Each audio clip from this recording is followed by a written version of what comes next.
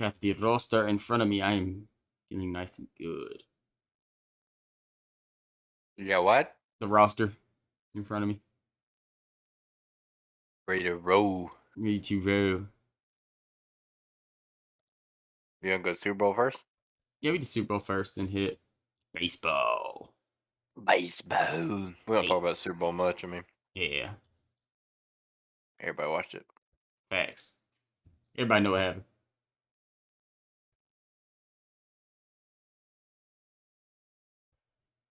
Ain't no doubt about that.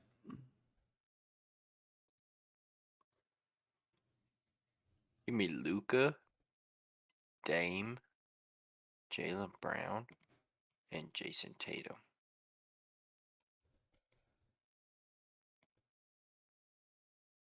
What you building? $15 to build your All-Star team. Oh, Let me see.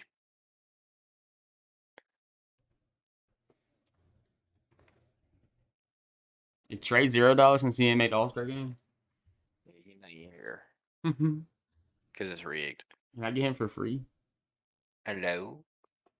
And they try to talk about Tyler Hero being a potential replacement for Jimmy Butler. Y'all tripping, man. Not Jimmy Butler. Yeah. Somebody. I don't remember who it was. It might have been Jimmy Butler. I don't know. Somebody got hurt apparently. And they ain't playing the All-Star game. They're trying to say Tyler Hero might be a replacement. Man, y'all crazy. No. How do I? Oh.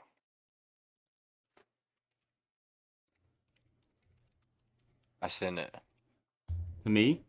Yeah, I sent in Discord. Okay, let's see. Oh, yeah, Miss Train's messed up for a second. Oh, you read our messages. And what Discord you sent it in? Well, I think I actually commented on your live in Discord.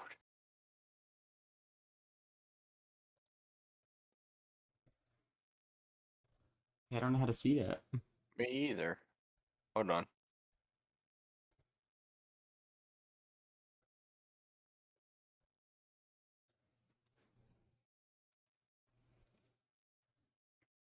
Oh.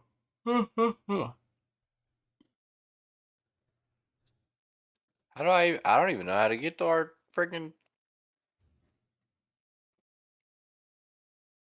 Go to the top left and press General and text chats or text channels. Oh, there you go. Okay.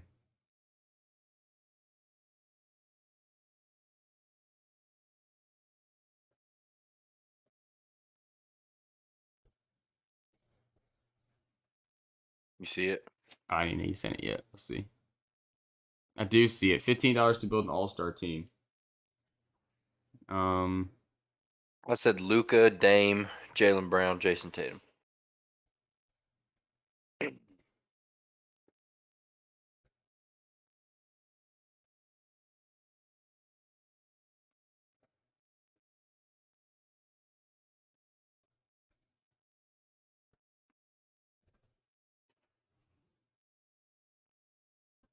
Yeah, I think that's probably the right answer.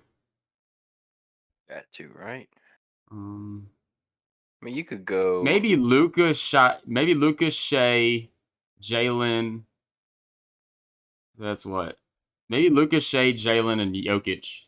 That'd be a good one. Or you could go just straight big boy ball. You could go Giannis, Embiid. To get 9 already.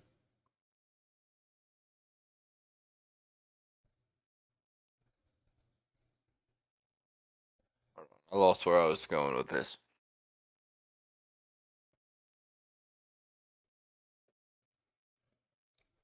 You could do Giannis, Embiid, Tatum, and Shea.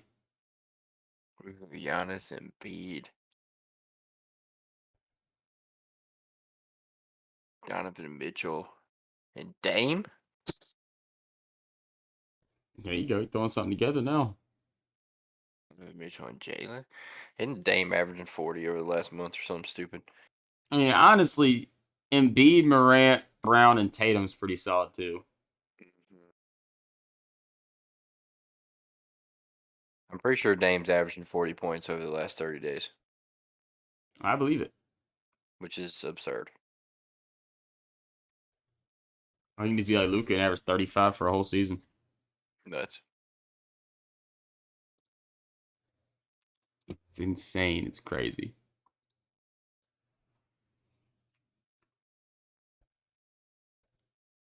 How about the Hoop Dogs? Hoop Dogs going on a win Is against that Mizzou.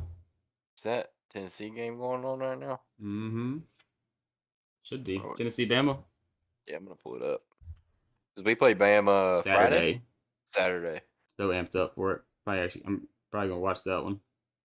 Are they're ranked 1 right now, right? Dude, Tennessee's kind of. Tennessee's about to win. It's 68-59 with 5 seconds left. For real? Mm-hmm. In Tennessee, or they're what, top 5? They're 10. Bama's 1. They were 2. What happened? It's college basketball for you. But that's good. I mean, maybe we can get beat up Bama. They lost to Missouri and Vanderbilt back to back.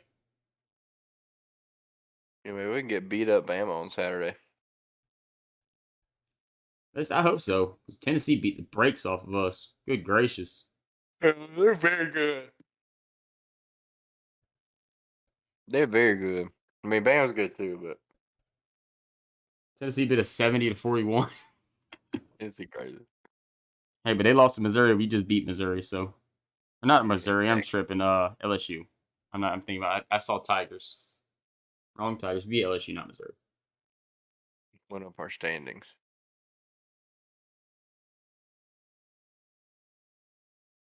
We are not very good in conference, by the way. I checked it the other day. A win would be great for us, And we though. beat LSU. They 1-12 in conference. They suck. Dude, a win against Alabama could move us from 5th worst to 5th best in the conference. A couple things got to happen, but right now we're 1, 2, 3, 4, 5. We're 1 game out from first place by 5 teams. You wild.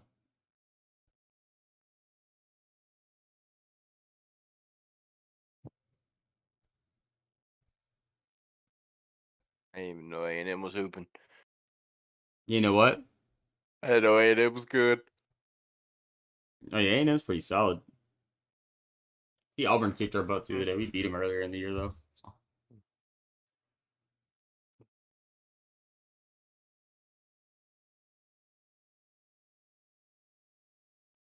About ready to get the thing kicking off. What episode is this? 33? Uh. Oh, perfect. What? A&M game on ESPN2 right now. 35. Kenny, 35. Why did I say 33? Are we really 35? You double check myself. I believe so. I thought we just did 32.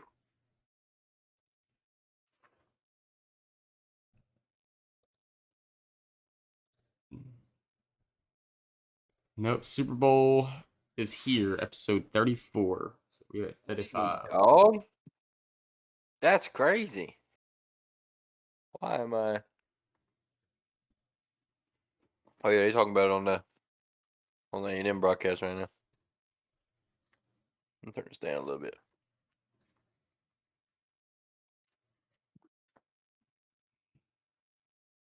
They said Degrom projected to have like the 3rd most strikeouts in MLB. Like he's gonna play more than 5 games. Like he ain't already hurt right now. Exactly. That man got hurt walking into damn spring training. Hey, different location, same Degrom. It's Spencer Strider, and that's it. You see, Spencer Strider didn't make the list. I didn't even see the list. That's insane. Fangraphs. Fangraphs sucks. Fangraphs stupid. They're always bad, but MLB posts all their stuff.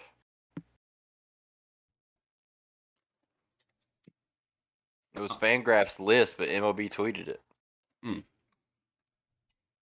Yeah, he did that with stolen bases too, because they're Acuna's supposed to lead the league in stolen bases by their projections. 35. That's ridiculous. Old Ronnie. And freaking they had Garrett Cole projected with the most strikeouts. I mean, I guess that's not like outlandish, but The Yankees took a pretty big hit today too. What's his name went down for the year? Montas. Who was it? Montas. Montes. Yeah, Frankie Montes. Yeah, he went down for the year. That sucks. I'm so excited for baseball season to come back, dude. If they figure out this blackout restriction thing, I really might just. I don't even need cable anymore. See, they're What's saying the deal with the it's like blackout restriction? it's like a number one priority to get it fixed. What is it? Cable providers don't want to give up their exclusive rights. Oh, There's dude, no that would reason. suck There's no though. reason for a cable provider to, to charge you for that channel if you're already watching the Braves and the Hawks on a different streaming platform. Would it still be broadcasted through Bally? Mm-hmm. So we'd still get like the whole Bally crew. Yeah, it'd be the same. Like if you ever watch MLB TV and you watch another team's games, it's usually like Bally or something. Like it's, but the Mm. cable providers don't care because they're not broadcasting that game anyways. That's the reason you have blackout restrictions for like local markets. I guess most of I do have I had MLB TV last year, but I never watched it because the Braves played every day, but whenever the Braves weren't playing, the game I wanted to watch was always on ESPN Plus. I always watch. I always watched the. You watched a lot of Angels games, didn't you? Yeah, well, they are on Apple a lot. I caught a lot of the West Coast games too, because that's normally the time for the Braves to go off. I'd catch like the first like 4 innings of like Oakland games and like random stuff. I'd watch the Braves because on Friday, Apple TV does the Friday night game. Mm-hmm. So I'd watch I'd watch the Braves, and then after the Braves game, I'd play MLB The Show and watch the Angels. Okay. Watch old Jared Angels. Walsh. I love Jared Walsh. Walshy, two-way player in MLB The Show. Damn good dog. DGD. Right when you are. Alrighty, so episode 35. Let me 30, light me up a little, 35. light me up a little candle right quick. Oh, ooh. Little podcast we're doing. Let me close my closet before a monster comes and gets me. Hey, you could be looking at your own webcam, like, oh, what's that thing moving in the background? Oh, damn.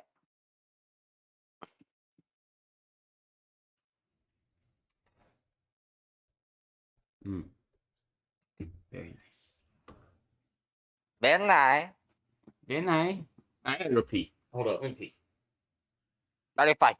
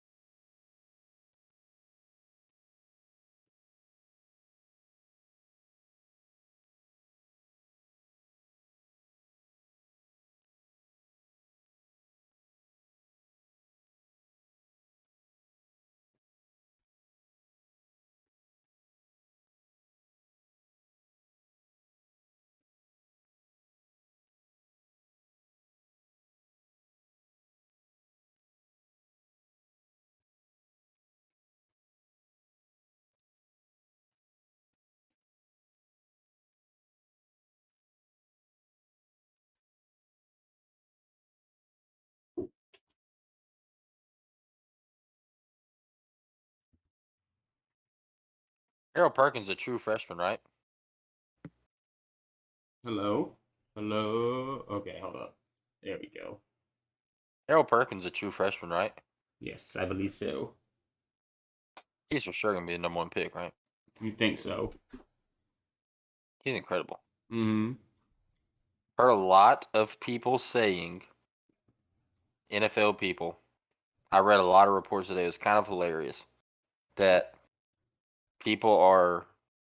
this is like crunch time for teams to start scouting quarterbacks. Mm-hmm. And upon film review, the only thing that I've been hearing from like anyone that's scouting college quarterbacks is that Harold Perkins keeps getting in the way of their film study on Bryce Young. Damn. they're watching they're watching Bryce Young, like how he can evade pressure in the pocket, and he just dips and slips by everybody, and then Perkins wraps. He had like 4 sacks in that game. Yeah, he did. I think 4 sacks, like 2 forced fumbles, something ridiculous. yeah, he had a crazy game against Bama. Then they'll go off on a Harold Perkins tangent and start watching and be like, oh wait, he's 19. Yeah, we gotta wait for that. Future. All right, I'm ready. All right, 35. All right, there's my Ready to fight. mouse up. In 3, 2, 1, we are live. Welcome in, boys and girls, to the Peach State Tailgate Sports Podcast, episode number 35. I am Kenny Cocker, joined by my co-host, Mr. Jake Huell. How you doing today, sir? Hey, I'm doing fantastic. You know, football's not the way. We're about to get into a little baseball season, so everything's beautiful, man. It's fantastic right now. Yeah, man, it's good to be back with another episode, a little post-Super Bowl episode as well. I hope everybody enjoyed their Super Bowl break, got to sit down, watch a little Super Bowl action. I think 113.1 million viewers. It's like the second most watched episode of, or I guess television, whatever, of all time, which is crazy. So shout out. Hope everybody enjoyed the Super Bowl, man. That is awesome. Do you know what would be first, or if you don't know? I It's have no okay. clue. I'm just curious. Okay. Let me I'll do. Google it. Okay, Google it. Yeah, but it was a great time. I'll go ahead and talk about my remarks while Kenny's on the Google machine. It was a great time. Super Bowl is an absolute beautiful event. Sucks football season is over, but the good thing about being a sports fan across multiple sports and at least our main Atlanta team that is the best at its respective sport is coming into season rather quickly. Just so happens the day after the Super Bowl ends, pitchers and catchers report to spring training, which is actually kind of hilarious. It's a very funny thing that happens, and it only makes it a little bit sweeter. Like obviously football season ends, it kind of sucks for everybody. You're like, damn, no more weekends watching football. Well, day after that, you get go on Twitter, see that guys like Ronnie and Ozzy are showing up to spring training early. Get to see videos of Max, out there with his cleats on. Get to hear the cleats on the sidewalks, which is a classic spring training sound. If you ever watched anything, hearing the cleats run across sidewalks, only time you hear it's a beautiful sound. This baseball season's coming around to us, and yeah, it's pumped up. I'm so amped for it. Number one is the series finale of MASH in 1983. Unexpected. Shout out MASH. Shout out MASH. Good for them. I would not expect that. All right. All right, can you do a little quick breakdown of the Super Bowl right quick? Yeah, dude. Let's hop into this thing. You want to kick it off for me? Go for it. First of all, it was a great game. Probably trying to think in recent memory. It's probably the most exciting Super Bowl I've watched in a minute, dude. Obviously 2016 heartbreaker for Falcons fans. I guess that was an exciting Super Bowl for the regular consumer, but yeah. 2019 with the Chiefs Niners was a banger. But man, this game just felt different. There's always like kind of a stigma behind the Super Bowl too. I feel like, and we always talk about football compared to baseball or basketball or even hockey, where they have series games. It feels like football, it's a lot easier for the lesser team to squeak out a win in a one-game appearance. If you match up with a perfect game plan, perfect coaching plan, perfect play script against the team, you can show out with a couple of plays, kind of get the edge and win. And it almost makes it seem like we're watching a Super Bowl game thinking, man, this would be a better matchup between two other teams. Yeah, this is not one of those times. Not at all, man. These are clearly the best two teams in the NFL, in my opinion. I think you're the same way. Oh, yeah. But great game, man. Jalen Hurts. I think if this game taught you anything, Jalen Hurts is the real deal. Yeah, no doubt. Obviously the Chiefs won the game. The final score was 38-35 Chiefs. It was a back and forth game. The Eagles got up 10 at the half. We know the Chiefs do when they're down. They always scratch, claw, and fight the way back into it. Chiefs come 17 points in the fourth quarter. Come out with a win there. Super controversial holding call at the end of the game. Dude, second year in a row that the go-ahead score came after a holding call on third down. Crucial. And I didn't think about it because when we watched the game, it was a pretty weak call. And I think a lot of people, there's always an argument out there that you should call. I guess let me start by saying that there's two sides of the argument, right? There's people that think it was the right call. There's people that think it was the wrong call. Was it holding? Sure. I guess it was a hold. But they didn't call it all game. And the biggest argument is you ought to if you're making the call in the fourth quarter, you need to be making it the first 3 quarters. So you have the crew over here that's saying it's holding, it was the right call, they should have called it, glad they called it.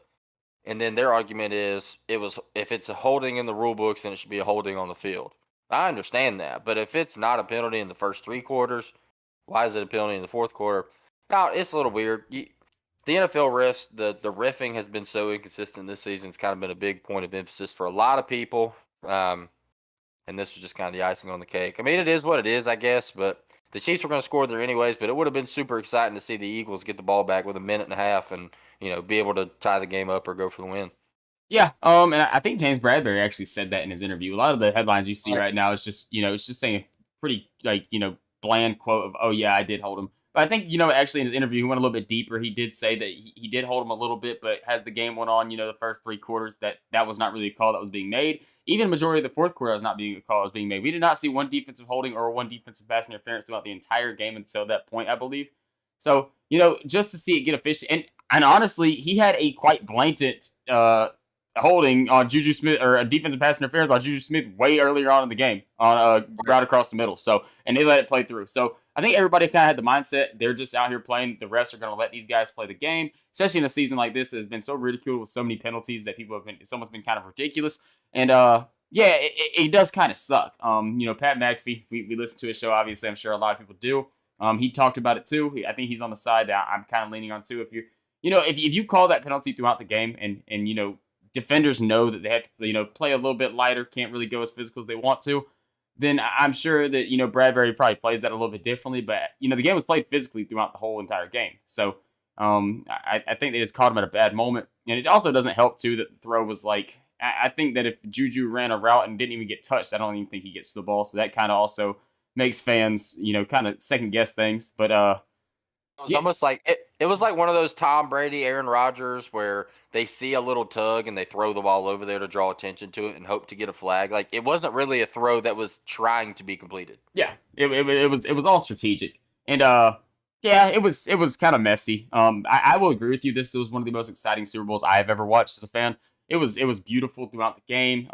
Patrick Mahomes was an absolute masterpiece of efficiency. He didn't make any mistakes. I'm not going to say that he was absolutely insane this game. He was just damn near like perfect. Like he wasn't like it's not one of his typical Patrick Mahomes games where he's going to like surprise the world and do all these crazy things. He was just perfect on the ball. He did have a lot of help in the run game. Isaiah Pacheco has proven himself as an absolute stud, man. I think he gained a whole lot of fans this week.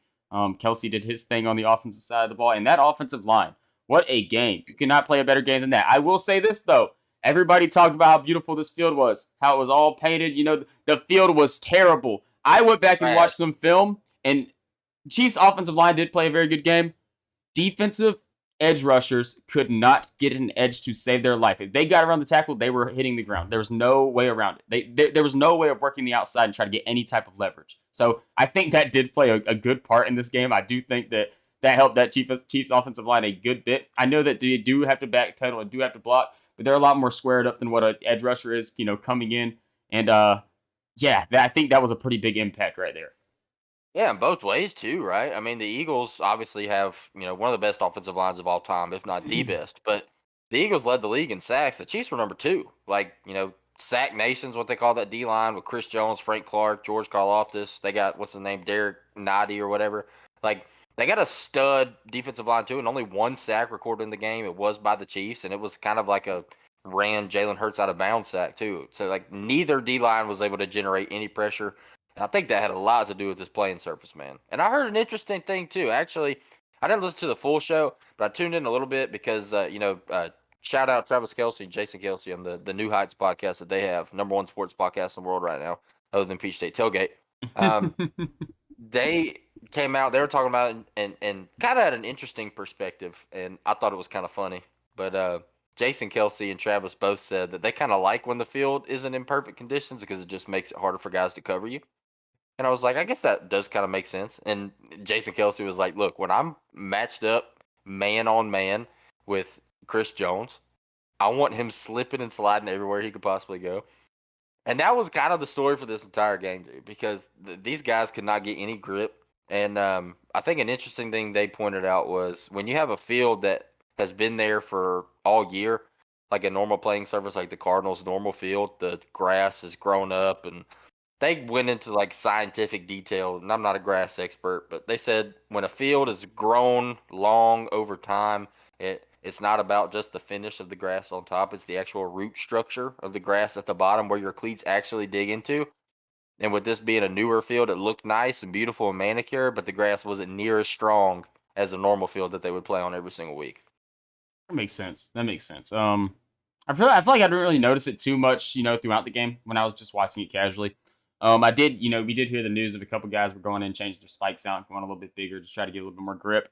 But yeah, after going back and watching some stuff that I've seen people post on Twitter, it was so funny because there was one time where Hassan Reddick was coming off the edge, and then I don't remember who was on the other side. They both went around and they both hit the edge, and they both fell at the exact same time, like mirror image. Like, so that was pretty hilarious. I gave a little breakdown of the Chiefs talking about Patrick Mahomes, but let me talk about the best player in this football game. The best player in this football game was Jalen Hurts. There's no doubt about it. Jalen Hurts did damn near about everything you can do to win this game, besides one thing: the fumble six. The fumble six was pretty bad in this game. I'm not gonna say it was super crucial because at that point, early on in the game, you kind of felt like, oh damn, Philadelphia had momentum, and then they lost momentum, and then they came right back and stormed back and got 10 points unanswered and kind of gained that momentum right back. So I don't think that was like super crucial. Obviously, in the end, score 7 more points does make the game. And Kadarius Tony's punt return, man. If you look at the base stats of this game, you just look at the total yards and time of possession, all that stuff. Philadelphia wins this game 9 out of 10 times. But because Kansas City had a couple plays like that to go their way, that obviously changed the final impact of this game and changed the score. So, hey, Dude, and another shout out to the Pat McAfee show, but they have Chuck Pagano on there, former head coach in the NFL. One thing that he said headed into this game, and I thought, man, it was crazy to think about. And it was Sean Payton too. They had Sean Payton on the show. Shout out Sean Payton, Denver Broncos' new head coach. Sean Payton was on the show when they were at the Super Bowl, and he said that the game was going to come down to special teams, and that upon film review for him, the Eagles and Chiefs are. So I think the Eagles were they were tied. No, the Eagles and Chiefs were tied for the number one offense in the NFL in total yards. They had the exact same amount of total yards throughout the entire season, which is crazy. And the Chiefs, I think, were the number one point scoring offense in the NFL. I want to say. So you could kind of say the offense was a wash. Defense, the Eagles were one of the best defenses in the NFL, but the Chiefs were right there in sacks. So you could give the Eagles the advantage on defense. But one thing that he said that was going to be the kicker was special teams, and that the Eagles special teams unit was horrible, and that the Chiefs special teams unit was great all year, like top 2, top 3 special teams unit. They bring a guy like Kadarius Toney, and it ends up being special teams is what really turned the tide and gave the Chiefs some momentum. Shout out Sean Payton. Turns out this guy knows what he's talking about. yeah, definitely. And Kadarius Tony's a guy, man. SEC fans know this kid is electric. This kid has all the talent in the world if he can just stay on a football field. We didn't really see him do too much as a wide receiver in this game. We didn't really see him too much on the offensive side of the ball. I think he did score a touchdown. Am I wrong on that? I think he did end up scoring a 5-yard reception touchdown. It was the only target of his game. But man, whenever he gets the ball in open field and he can move, be careful because this guy can pretty much work anybody out of their cleats, and he has legit speed. Like this guy is, if McCole Hardman leaves next year and he takes his talent somewhere else, they have another guy to step up. And I'm just gonna say this now: this guy is probably a better football player, and I love McCole. I'm a Georgia fan. Kadarius Toney, pure talent wise, is probably a better football player. Right. I agree with you, and I think a big thing for the Chiefs too is going to be the wide receiver core as a whole. I want to say MVS signed a 2-year deal, so he'll be back. He was kind of a staple in that offense. Juju is a free agent. I think Juju wants to come back. He said he wants to come back to Kansas City. He was a great player. He was, I want to say just shy of 1,000 yards this year. So he was in it, missed some significant time due to injury. So he was huge for the Chiefs this year, taking a big step forward in that receiving core that loses Tyreek Hill. But I think my big kicker for this Chiefs team headed into the offseason is offensive line. Because I'll tell you right now, man, Orlando Brown is going to get a ridiculous bag this offseason. Yeah, he's gonna get paid. And the culture of the Kansas City Chiefs is amazing, and they do a really good job of keeping players there and keeping players happy. But I think if you're looking at where you're going to spend your money, paying Juju not probably a huge deal, but some kind of, upper echelon contract in terms of annual value, or bringing a top 5 left tackle in the NFL back on a multi-year deal. It's probably going to go to the left tackle. But anytime you have Patrick Mahomes as your quarterback, it kind of gives you the easy out to say he's going to make whoever we put in there great.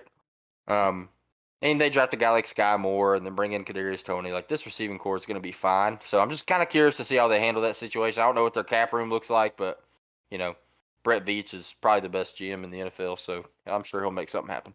Yeah, they'll figure stuff out. I mean, MVS was in the conversation for their best pure wide receiver, like guy that actually plays the wide receiver position. He had 1 target with no catches and won a Super Bowl. So, I mean, this Kansas City team's going to figure something out. And we've seen how the NFL draft has worked with wide receivers, and most recent years.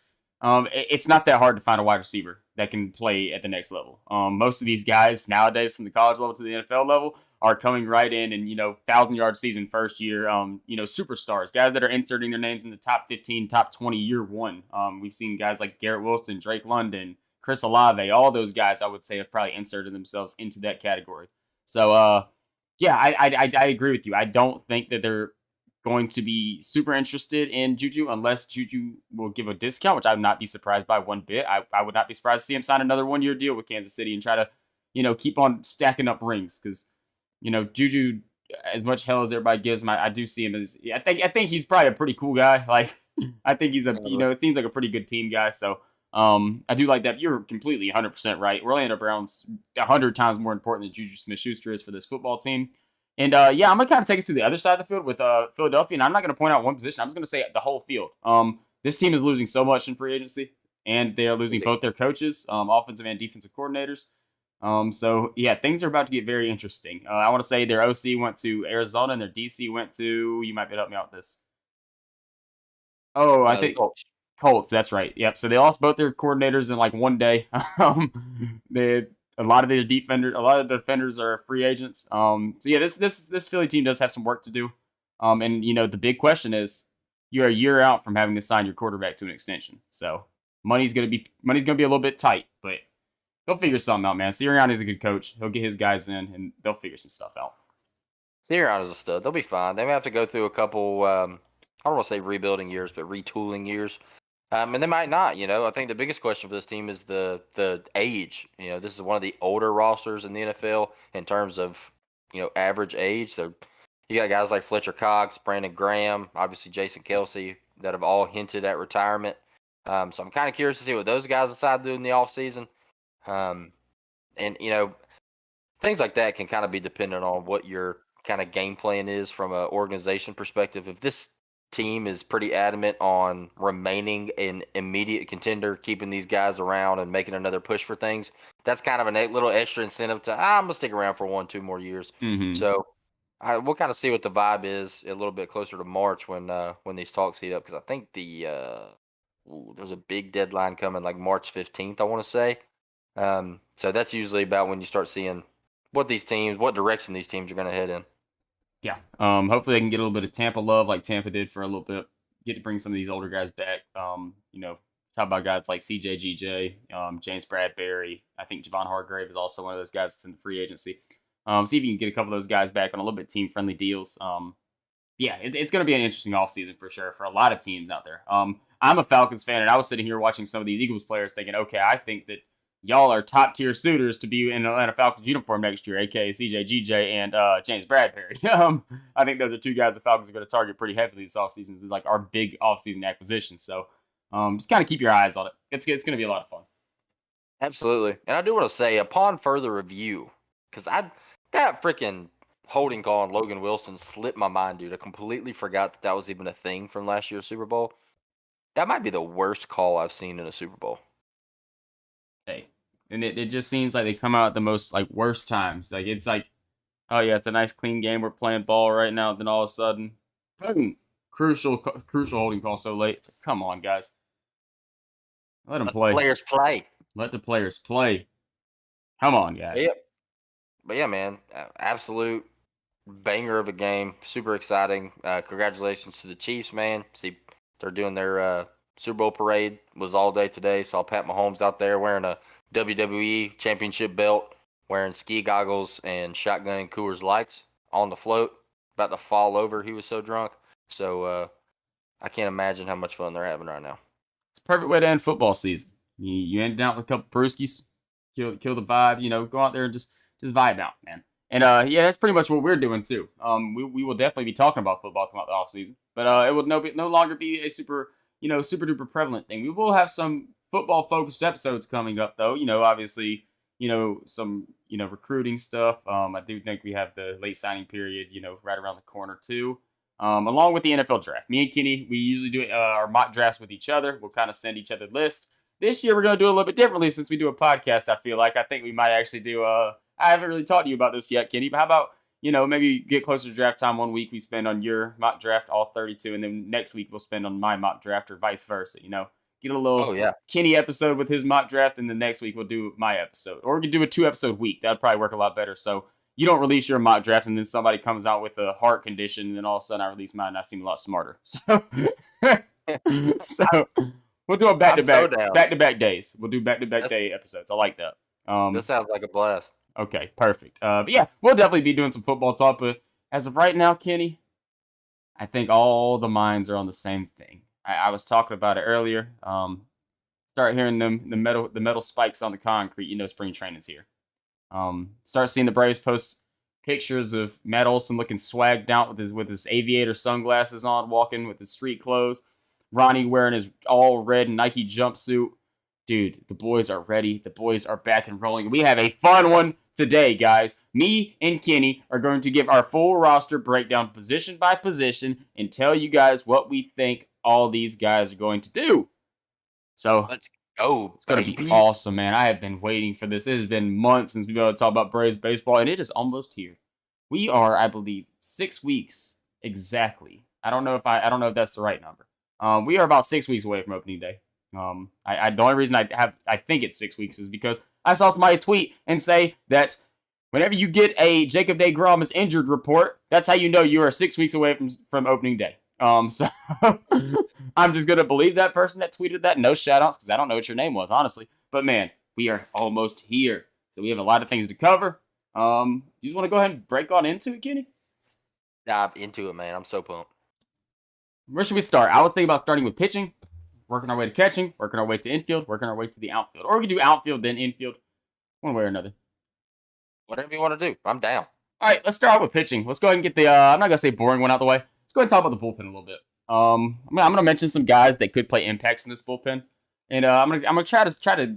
I don't really have like a list made out in front of me. I'm just looking at the roster, and I'm gonna try to kind of like start from the least eventful guys to like the most eventful guys. So we're kind of finishing off with a bang, So the first guy that I'm going to start with in this bullpen that could make an impact in this Braves bullpen is Jackson Stephens. A guy that we saw last year, an Alabama native. Guy that was walking to the dugout. They're asked during college football season right at the beginning. They're asking who he had was going to win the national championship, and he said Alabama. Roll Tide. Maybe lose a little bit of fandom for him, but hey, we still love Jackson Atlanta. Guy that we did DFA earlier in the year whenever we brought in Mr. Dennis Santana, and we brought him back. He's here to run it out, and I can't wait to watch him, man. He's a solid guy. Oh, absolutely. I think for me, a guy that I'm looking at is Dennis Santana, and you just brought us into Dennis Santana right there. I'm actually super excited about Dennis Santana, man. One thing about this Braves bullpen that we've talked about a couple times in this podcast is how weak we are in the left-handed position, or the left-handed pitching position, I guess you could say, however you want to say that. Dennis Santana is not a lefty. He is a righty. So a guy like this coming in there, we have some pretty stud righties, I want to say. And I'll put a little caveat, a little asterisk next to the righty because I'm not 100% sure on what we're going to get from Mr. Kirby Yates. Super exciting signing for the Braves. Was so pumped to see Kirby step up on the bump for this Braves team coming out the bullpen, and he was bad. But it's Kirby Yates nonetheless, and Dennis Santana, I think, in similar fashion, is another guy that I have very, very high hopes for. In a true AA fashion, we're able to not give up much and then get back exactly what we lost. So we, like you said, DFA Jackson Stephens, bringing a guy back like that is going to be very, very huge for us. But, man, Dennis Santana, man, I am pumped for this dude. I think every time I've seen him pitch, he's never been a guy that's just going to light you up on the stat board when you're looking at him. But I think what he brings to a team is so instrumental to a bullpen, especially in just a depth position. And seeing a new face in the Braves bullpen like that is pretty exciting.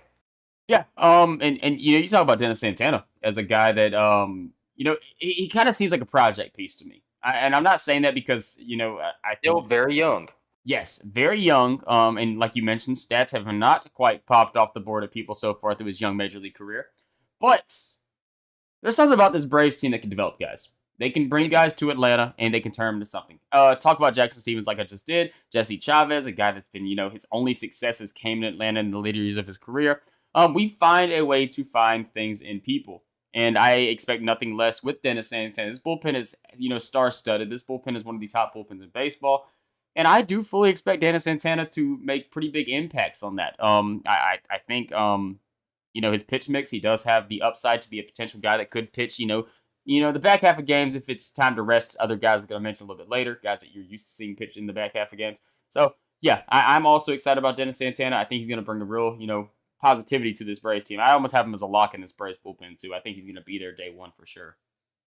I agree. And a thing I like about Dennis Santana is I mentioned he's a righty pitcher. He pitches to both handed batters very well. This is a guy that I look at his splits against lefties last year in 2022 alone. 22 innings pitched, 18 strikeouts, a 208 opponent batting average. Those are pretty good numbers from a bullpen guy. Oh yeah, definitely. Let's take it to Kirby Yates because you mentioned him a little bit earlier. Kirby Yates is a guy that was coming off Tommy John surgery when we first signed his deal with Atlanta. He signed a 2-year deal. The first year was really, really cheap just because we knew we weren't going to get much of him. And that was exactly what happened. He missed a good bit of the season. Came back, did not look great. But now, hopefully, with the full off season of recovering and getting to 100%, we can get the Kirby Yates of old. Obviously, anybody that has watched the game of baseball over the past 5 years knows that Kirby Yates, when healthy, is a top 5 relief pitcher in baseball. But Tommy John surgery can be hell, and that's my one question mark with him. Now, if he gets even to 75% of his old self, he is still a very, very good relief pitcher. So let's just hope for that. I'm not going to say I think it's going to happen because what we saw last year. I just didn't see much upside with his pitch mix. His velocity, none of that stuff last year. But he's never really been that type of guy. So we'll see. He's never been a super 99 mile per hour fastball guy. He's always kind of sat around 94. So I'm really curious to watch Kirby pitch this coming up season. Yeah, dude. It was just he didn't pitch much. I think 6 innings pitched last year for the Braves, so we didn't really get to see too much, and we're judging him pretty heavily off those 6 innings. Yeah. But the numbers were just not good. But you kind of throw that out the window with a guy like Kirby Yates, and you take that with a grain of salt and think about what he's done over a course of a career. And he's been one of the better relief pitchers in the MLB for many, many years. I mean, this dude's 35 years old. He's been around the block a time or two. He knows what he's doing. So anytime you bring in a experienced guy like Kirby Yates, we just mentioned the depth with the young guys like Dennis Santana, Jackson Stevens. Really everywhere else in the bullpen aside from a couple guys is super young. So I'm pumped to see Kirby, man. I'm not out on him, and I think he'll definitely right the ship. Oh yeah, for sure. I'm gonna take us to our next guy. Let's go Jesse Chavez, a guy that's not actually on the 40-man roster right now, but he is a non-roster invitee, and it would surprise absolutely 0% of Braves fans if he made the opening day roster. I believe that we have the 40-man roster is currently full right now, but they have not added guys to the 60-day IL. And that includes Oscar Inoa, who will be added at some point, and Tyler Matzik, who will be added at some point, because they're both recovering from Tommy John surgery. So there will be 2 spots open up. And I would not be surprised one bit if Jesse Chavez is one of the guys that take it. I don't have anything to add to that, man. I love Jesse Chavez. And whenever he is playing for the Atlanta Braves, it just seems like the morale is at an all-time high. I'm not going to call him the Heredia of the bullpen, but anytime this dude is involved with the Braves on a major league level, it seems like the boys are absolutely buzzing. You see him out there with the specs on, with the nice little trimmed out Oakley glasses out there on the mound, and he's about to come out there and absolutely stuff. So I love Jesse Chavez, man. Total strikeout machine. 69 innings pitched last year, 74 strikeouts. Dog. He's an absolute machine, man. I'm sorry, I was taking a drink of my water. I had to recover after your Jesse Chavez talk. But I'm gonna tell you the funniest thing for Braves fans, because you'll be watching a close game, and then you'll start seeing. I know every Braves fan does this. You'll see Jesse Chavez start trotting out, and you're like, "Good God, here we go." And then his season stats pop up on the board, and it's like a 2.02 ERA. And you're like, okay, hold up. And you're still not super excited. Then he goes out there, gets 3 outs and like 9 pitches. You're like, okay, that wasn't that bad. Like, okay, we made it. Like we're okay. So he does it consistently. Like he's a guy I know we always make the joke, like, yeah, Snit will pitch AJ Minter in a 7-run blowout loss, and then next night he's pitching Jesse Chavez in the 7th inning. But Jesse Chavez is a guy that anytime you bring him into a game, you feel comfortable with him. I think that his only knack is that he does allow a good bit of contact, but hey, he makes it work. So hey, can't blame him.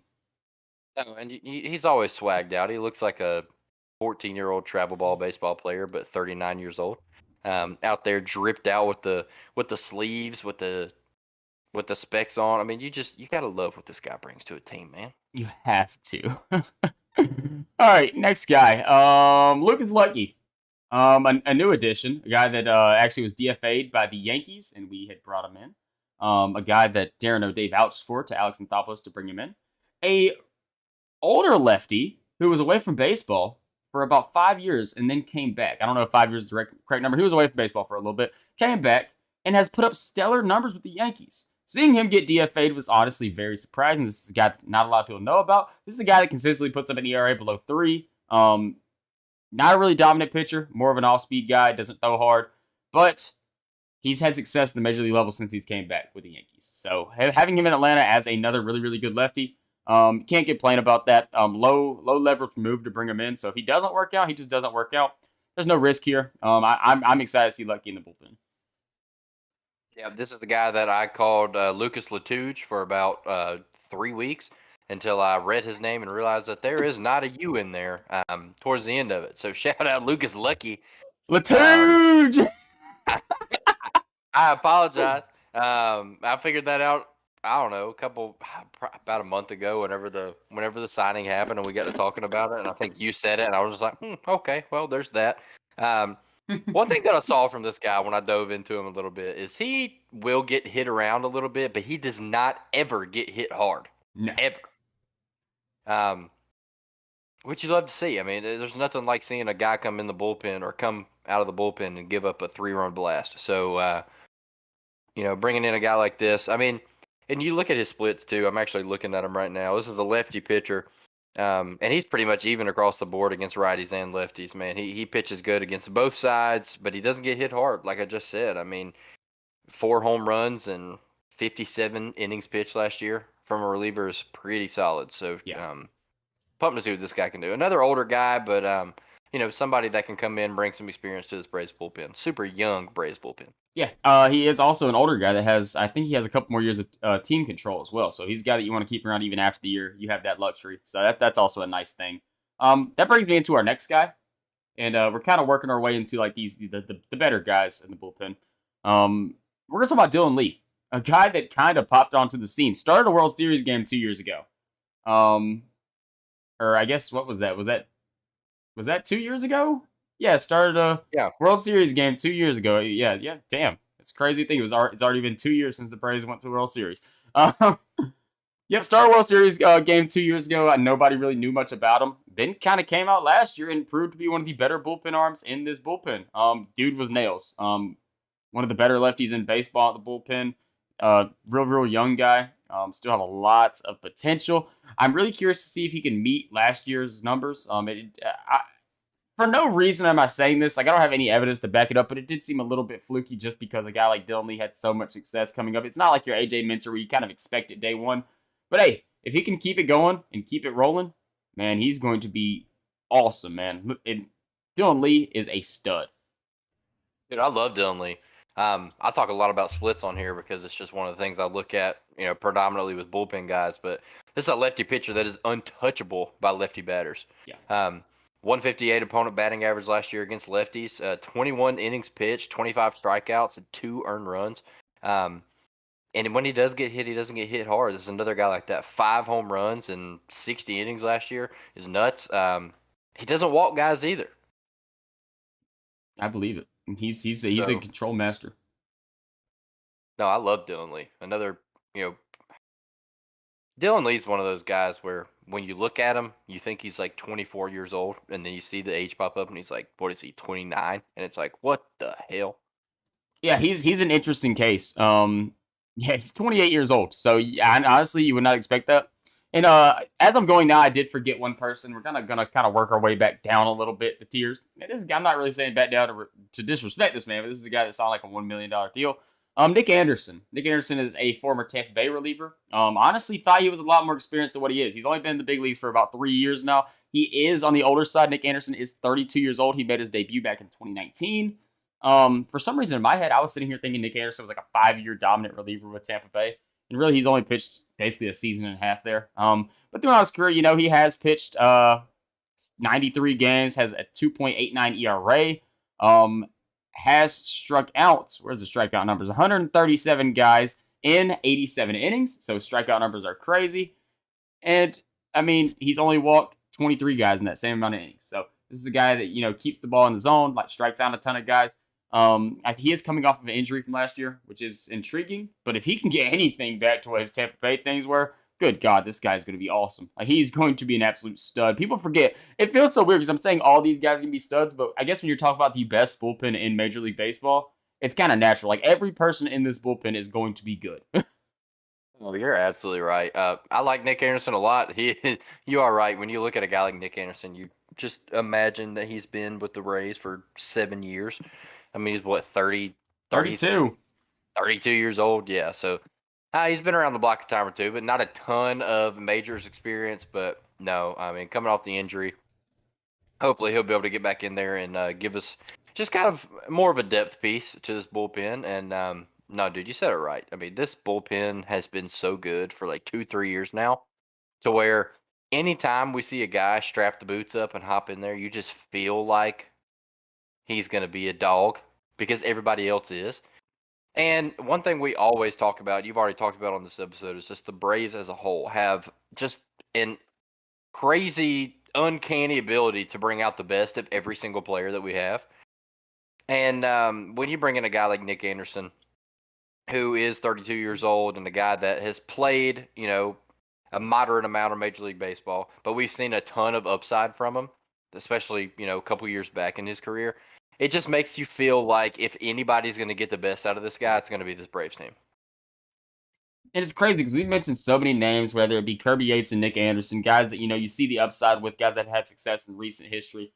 Not recent, but before injuries, they had so much success and they have so much potential. Then you see guys like Jesse Chavez, Dylan Lee, guys that are nails. Jackson Stevens, you could also put in that conversation. Dennis Santana, who really has all the potential in the world, and there's still 4 guys left that I have to mention in this bullpen. That just shows the depth. And I just mentioned all those guys. I didn't mention Lucas Lucky. So I mean, this bullpen is going to be loaded. And I'm going to try to work my way down these top 4. Starting at 4 to 1. If you have anything different you're going to say, then just shout it out. And at 4, I'm going to say Colin McHugh. Colin McHugh is an absolute stud. Man, this is a guy that can pitch 3 innings one night if you need him to. He can come in the 8th inning and shut people down. This is like your do-it-all guy in the bullpen. He kind of gives me like a little bit of like a Charlie Morton vibe for some reason. He's like reliable. Just pull him out and he's going to get the job done. Not a super flashy guy. Off speed is absolutely insane. He doesn't really throw anything straight. Doesn't have a straight, typical 4-seam fastball. Everything has a little bit of movement to it. He's a lot of fun to watch though. Strikeout numbers are pretty good. Doesn't really walk much.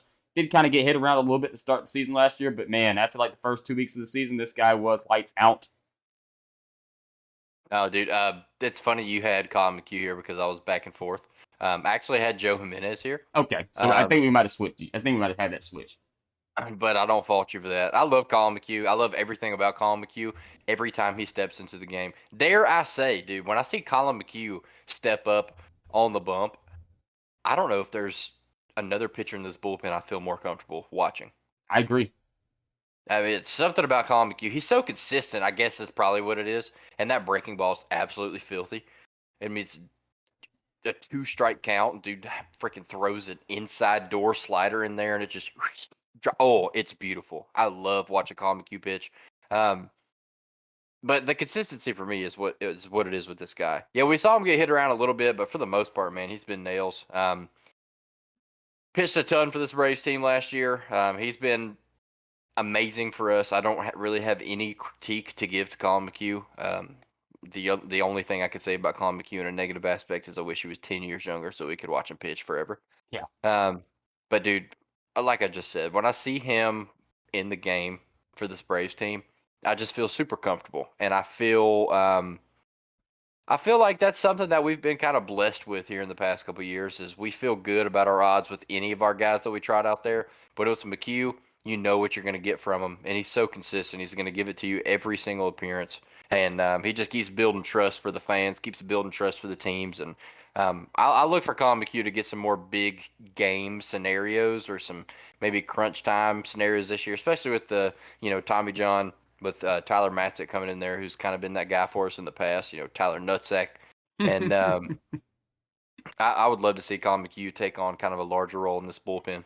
Yeah, me too, man. And I agree. The consistency is so crazy. I mean, this is a guy that it just seems like, when you're watching baseball, and you see a pitcher come in, they kind of start off the game wild. Like you'll see, like even AJ Mitchell sometimes he'll come in, throw a couple fastballs that are way off the mark. You're like, damn, I don't know what's gonna happen. EQ never has that. He never has that issue. He comes in, he starts firing strikes all the way, and I think that's the big thing right there. And I want to mention this. This is how you know baseball season is officially here when you start describing your bullpen arms as nails. That is like the typical baseball thing. So we are here. It is beautiful. We are back in action. That was the first time I've heard it all year, Kitty, and I love to hear it. It was amazing. Hell yeah, nails, baby. Nails. All right. So you said Joe Jimenez was your four. I have Joe Jimenez at my three. And my one reason behind this is because I think Joe Jimenez, and I know you just talked about McHugh getting a little bit more big time situations. I do think outside of our closer, who I'm going to talk about a little bit later, I think Jimenez is going to be your main righty in key situations, late inning games. And I think he's going to be phenomenal. This is a guy. I think he's relatively young. I want to say Joe Jimenez is 27 years old, a big dude too.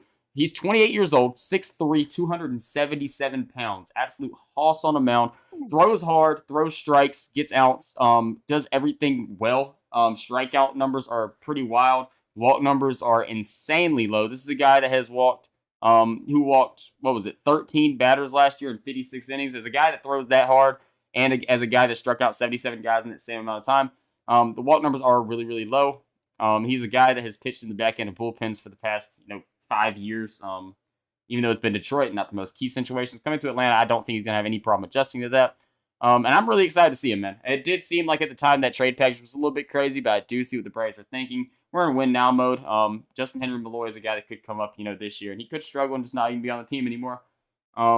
This is a guy that does help you win this year. So I'm really excited to see Joe Jimenez. I think the numbers are going to go way down this year with Atlanta.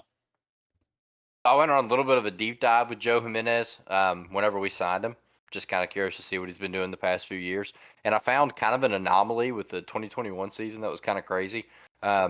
So one thing about Joe Jimenez, and you just mentioned it with the walk numbers are insanely low, is he just doesn't walk guys. It's been a consistent part of his game since he was, a major league pitcher. Like he has never struggled to find the strike zone and never struggled to strike out guys.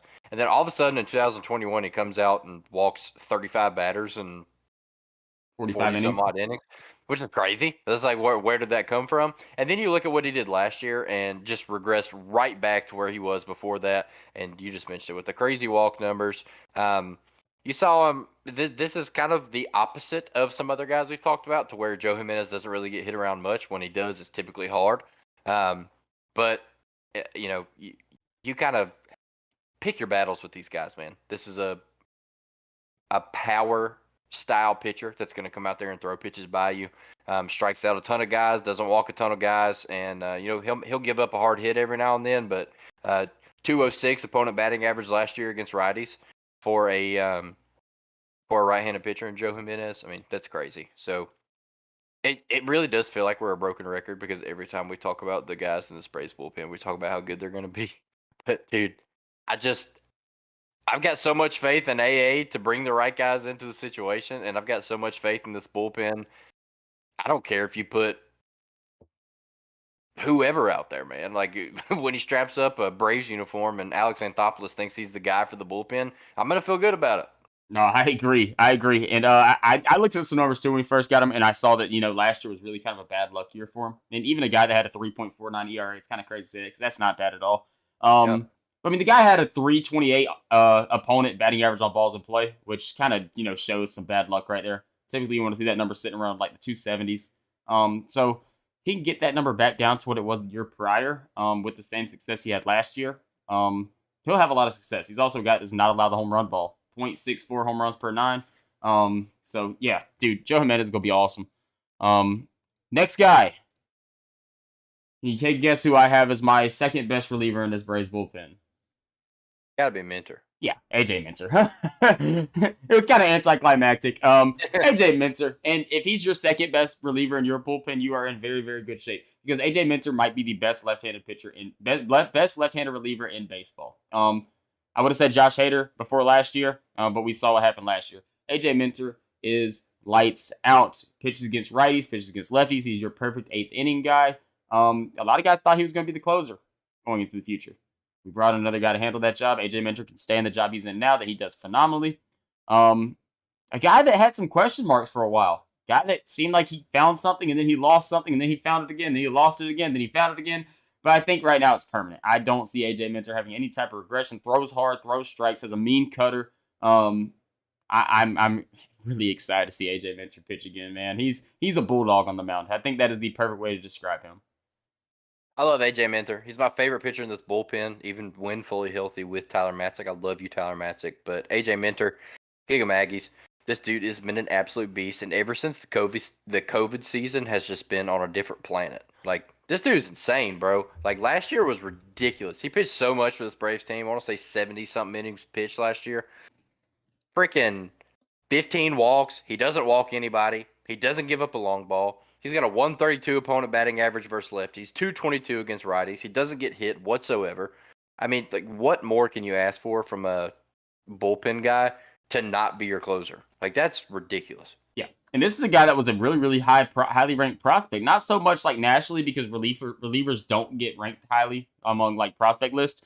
But I mean, the Braves used a pretty high draft pick on him, and whenever we first drafted him, he was getting comparisons. His nickname was Baby Kimbrel, so I mean, he was drawing some high regard. So I'm really excited. I'm really happy to see that he met those expectations, and I fully expect him to continue. I agree 100%, dude. AJ Minter, he's incredible. Watching him pitch is amazing. He's another guy like Colin McHugh, to where when he steps in the game, you just know that he's going to deal. You don't have to worry about anything else because you know that AJ Minter is going to be solid. You can kind of take that stress out of your life and worry about what you're going to have for dinner in a little bit. Like, love AJ Minter. All right, let's take it to a top 5 closer in baseball, maybe a top 3 closer in baseball, maybe a top 2 closer in baseball. I'm not going to say 1 because I think 1 still probably plays in our division and plays for a different team. But we're going to talk about this positively, and I don't know because if you look at his numbers last year with Atlanta, a .34 ERA. So, and that's Raisel Iglesias. This guy is an absolute stud. He's been one of the top closers in baseball for years now. Came into the league in 2015. So far in his career, he's had 2 seasons with an ERA above 3. Other than that, he's always been below 3. And guy that strikes out a ton of guys, doesn't really walk many. He's not really going to light up the, before he came to Atlanta, I did watch him a couple times. I had played with him in MLB show, and for some reason his cards light up like 98, 99 mile per hour fastball. That's not really his game in real life. He doesn't really throw that hard. He's more of like a 96, 95 type guy. He can't hit, the upper 90s, but he doesn't really stick around there. But yeah, this guy just gets outs, man. Going from having Jansen to Raisel Iglesias, I think a lot of Braves fans are going to come to appreciate that a lot in this closer spot. And that's no disrespect to Kenley Jansen. Kenley Jansen was awesome last year with the Braves overall. I mean, he had a couple little down spurts last year, but Kenley was always a hard attack. Kenley was a guy that did not strike out many guys, struggled to find the strike zone at times, give a lot of hard contact. Where Iglesias is completely different. This guy will strike out guys, has a sweeping slider, one of the better sliders in the game. Weird arm angle that he delivers from. It's so funny seeing him in Atlanta uniform because you just pay attention from the outside world. You look at this guy, you're like, oh, this guy's like 6'6", 190 pounds, and he comes to Atlanta, you're like, dude, this guy's not that tall. He's 6'2". Oh, he throws 95? What? Dude, that's so true about Iglesias because I think there's such a misconception about him that this guy just steps out there and throws 102 and that's it. Mm-hmm. And then you watch a pitch and he's like 95, 96. He'll hit 97, 98 every now and then. But this dude isn't just throwing heat by you every single pitch. And I don't know why that's such a misconception about Raisel. MLB The Show. Yeah, I mean, you're probably right. But like when we signed him, I was like, oh, yeah, awesome. 100-mile-an-hour bullpen arm. And then I started looking at his numbers and I'm like, what? Excuse me?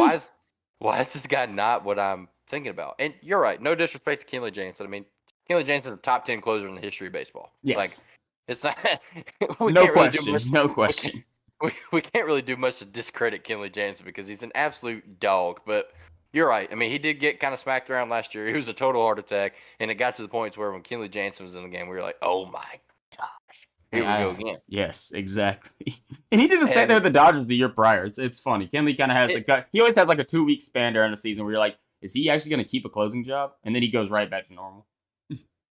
but no, dude. I mean, there's literally nothing bad I can say against Raisel Iglesias. He walks Yeah. nobody. He doesn't give up home runs. He strikes out everybody he faces, and he doesn't get hit at all. Like unicorn. Unicorn, absolute beast, man. I'm kind of happy to get off the bullpen a little bit because I feel like in our other positions they're actually going to be able to kind of talk downly on some people, which I don't want to do as a Braves fan. But we do have a couple guys that have a little bit more controversy. But in this bullpen, it's either guys that we know are nails or guys that we expect to be nails. Like there's no in between. So I mean, all the guys we're bringing back had success last year, and all the guys we're bringing in have a lot of potential. So it's gonna be Before exciting. we get a little too far ahead of ourselves, are we talking about the starting rotation next? Yes. Because I don't have too much judgment there either. Okay. I have two guys, Michael Tonklin and Seth Elledge, two lower end guys. Those are both bullpen guys you could possibly see this year. I'm not really going to go into a deep dive on them though. It's just guys that are on the 40 man that could potentially make a push in that bullpen at some point. Seen crazier things happen in the past. You might see a Pierce out of the two. Maybe you might get a little bit of Victor Vodnik in there at some point in the year. Brooks Wilson, those type guys. But that we'll save that for whenever they actually do appear during the season. I'm not going to give a full breakdown on those guys. But that takes us to the starting rotation. I'm going to try to work backwards again right here. Wait, hold on. Let's work from the top because I think the fifth spot here is the talking point of the year. Okay, work from the top. Number one, Max Fried. Max Fried is top 3 pitcher in baseball. Undeniably a top 5 pitcher in baseball, in my opinion. I think that he has to be, given that respect. A guy that's not the most flashiest guy, and I think that's kind of his biggest downfall among national critics. He's not a guy that goes out there and strikes out 10 guys a game. He's not a guy that pitches 8 innings a game. He's a guy that goes out there, gives you 6 to 7 innings every night, does not walk anybody, strikes out a good bit of people. And one thing about Max Fried, nobody hits the ball hard off this guy. He has consistently put up one of the lowest opponent batters' exit velocities in baseball. Max Fried has it figured out, man. And that lollipop curve he'll throw on you with 2 strikes, Ooh. game over. Good lord. Dude, watching him throw that pitch, it's just like poetry. He hits the upper inside corner against lefties. Oh my god, lefties are backing up out the box. Yeah, Fried. Oh my lord, he's a hard guy to talk about. Cause again, kind of like in the respects of Raisel Iglesias, even more so. Like, what do you say negative about this guy? Like, pitching is hard to say bad things about. Like, I feel like when we get to hitters, we'll kind of talk a little bit more about negative stuff. But like, some of these guys are just too damn good. Yeah, I mean, Max Fried's been a legitimate Cy Young candidate for 3 consecutive seasons. Yes. I'm sorry that I'm not going to talk about his game in a negative way. Exactly. There's nothing negative to say, man. He's one of the most consistent pitchers in baseball. Exactly. So are we done on Max already? Is that kind of our quick Max Fried breakdown? Nothing to add. All right, number 2, Spencer Strider. Again, no question. We have had other guys pitch great in this rotation last year that we'll mention probably next. But yeah, Spencer Strider's that guy. Unbelievable rookie year, historic rookie year. Broke records, a couple of them actually. Braves strikeouts in a single game as not even as a rookie, just Atlanta history. Quickest to reach 200 strikeouts in innings pitched. This dude is insane. My one question with him, I'm not going to say anything negative about him, but it's just longevity. If he can, maintain that over a full 162 games, I think that's everybody's biggest question mark about him. I have no doubt about it. This guy's in incredible shape. You see him on the mound. He's built like a tank. He's going to go out there and hurl.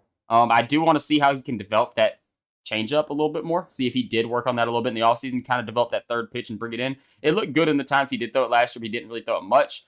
But whenever you have, one of the best fastballs in baseball and a wipeout slider, it doesn't really matter. Nobody was hitting the stuff he was throwing. So if he doesn't develop it anymore, he's still going to be lights out, guys. This guy, I think he might have a better chance to win a Cy Young than Max Fried. As crazy as that sounds, his strikeout number is going to be insane. He's going to be the one that draws a lot more eyes than Max does. Well, Cy Young's all about stats, and while Max Fried has crazy stats, you look at Spencer Strider's stats, and they just jump off the board at you. And it's really because of the strikeout numbers. I mean, and Mm-hmm. this dude's absolutely untouchable by righties. Gave up 156 opponent batting average against righties last year, which is ridiculous, and 111 strikeouts in 62 innings. Like Insane. total alien. And he's just as good against lefties. So, 200 opponent batting average against lefties last year. He doesn't give up the long ball. Um, he struggled at times with finding the strike zone, but for the most part, he's a pretty solid dude. I mean, this is a guy that, when you need a big game from a Braves pitcher, Spencer Strider last year was him. No. And you could say the same thing about a guy I'm sure we're about to talk about right after this. But Spencer Strider was absolutely incredible last year. And yeah, I agree with you. I think if you're looking at just the stats, like if you're a box score watcher of the Braves pitchers, you're going to look at Max Fried, then you're going to look at Spencer Strider and be like, geez, both of these guys are crazy. But Spencer Strider strikes out everybody and their mom. Like, this is ridiculous. No, I agree. And let's take this the third guy, a guy I'm kind of excited to talk about a little bit, a guy that surprised a lot of people this year, and that's Mr. Kyle Wright. Kyle Wright's the third best pitcher in this rotation, no doubt. And I think the best thing about Kyle Wright is I think Kyle Wright kind of understands what he is now. I think that there was kind of a misconception about Kyle Wright that he was a number one, and I just don't think that's Kyle Wright. I think Kyle Wright is perfectly suited as a solid number two, a fantastic number three. And that's exactly what he is. He's a guy that's going to go out there. He's going to pitch deep in ball games. He is going to pitch 6 or 7 innings every night. He might be one that gives up about 3 runs, 2 runs, but he's going to keep you in every game. Absolute horse. Like I said, no pitch limit. The guy will go out there and throw 100 pitches every 5 days if he has to. He reminds me a lot. And people are going to hate this because a lot of people hate this man. If you were to put prime Julio Teheran on this 2022-2023 Braves team, it's Kyle Wright. It's the same thing. I will say this: Julio Teheran was the ace of the Braves for years. So we're talking about a former ace being a middle of the rotation guy for a team. So, and I know Kenny's the same way with Julio. He's a pretty big Julio guy, and we don't take this as no disrespect to Kyle Wright because we love Julio. Yeah, I love Julio Teheran. Julio Teheran's one of my favorite Braves of all time. Me So too. I'm not gonna hate on that man at all. Kyle Wright, he's another guy. You look at him, you're like, holy crap, this dude's an alien. He's 27 years old. He's 6'4", 215 pounds, and he's untouchable. It's a lot of good things we could say about Kyle Wright, and I could sit here and just beat this horse all night long and talk about the positives. But I'm gonna give one negative aspect about Kyle Wright's game. Don't know what it is about him. He's a right-handed pitcher. I don't quite know why it's like this. But when you look at the split numbers for Kyle Wright, he is just about identical with a 230 opponent batting average against righties and a 234 against lefties. So he's not giving up pretty much any more hits to lefties than he is righties. But he walks left-handed batters at a much higher rate than he walks right-handed batters, and he gives up the long ball significantly more to left-handed batters. I just mentioned it with 234, 230 opponent batting average, 19 walks last year against righties, 34 against lefties.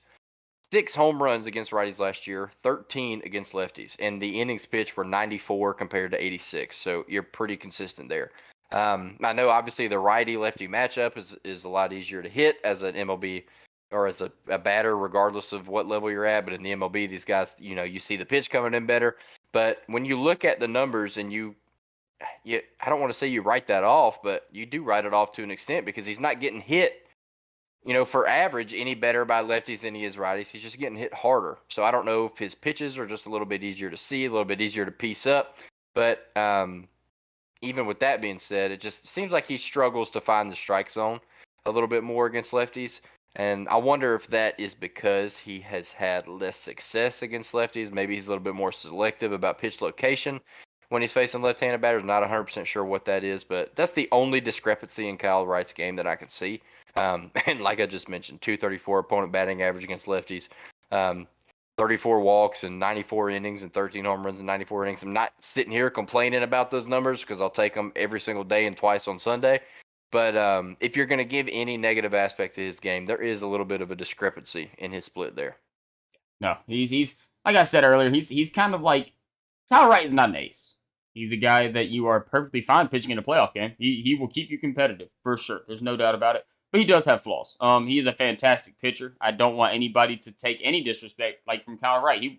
He could have been a guy to get top 20 Cy Young votes last year. But I don't think his potential is ever going to take him much past than what we just saw this past year. He just doesn't really have the stuff to be. got it that can throw everything plus the back door at you. Like he throws at almost every damn pitch. Everything he throws seems like it moves one way or another. But he is what he is, man.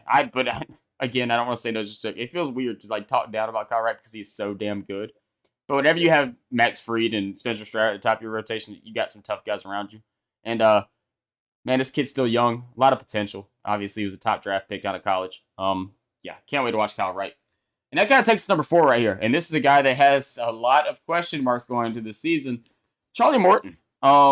Braves fans love Charlie Morton. MLB fans love Charlie Morton. Any baseball fan loves Charlie Morton. But the question is age finally catching up to him, man? Last year was a bad year for Charlie Morton. Long ball hit him. Throwing that damn curveball and hitting lefties on the front foot. Good God, man. Can you find a way not to do that? Charlie Morton could not find anything to go right for him last year. It seemed like throughout the whole entire season. Every 4 starts, he'd go out there and throw 7 innings and strike out 11 guys, give up a run. You'd be like, oh my God, Charlie Morton is back. And then the next down, he gives up 4 runs in 5 innings. You're like, oh, never mind.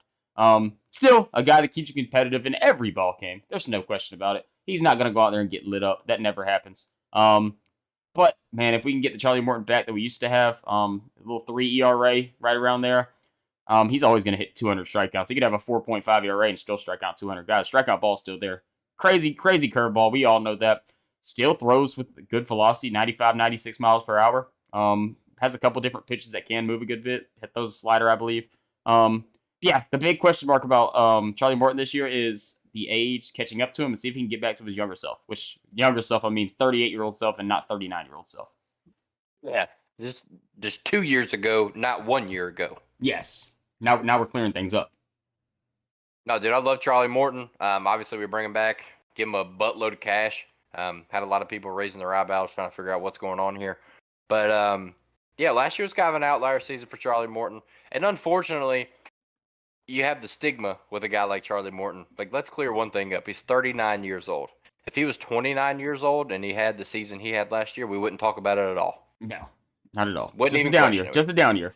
Yeah, but he's 39, so we have to ask, is age catching up to him?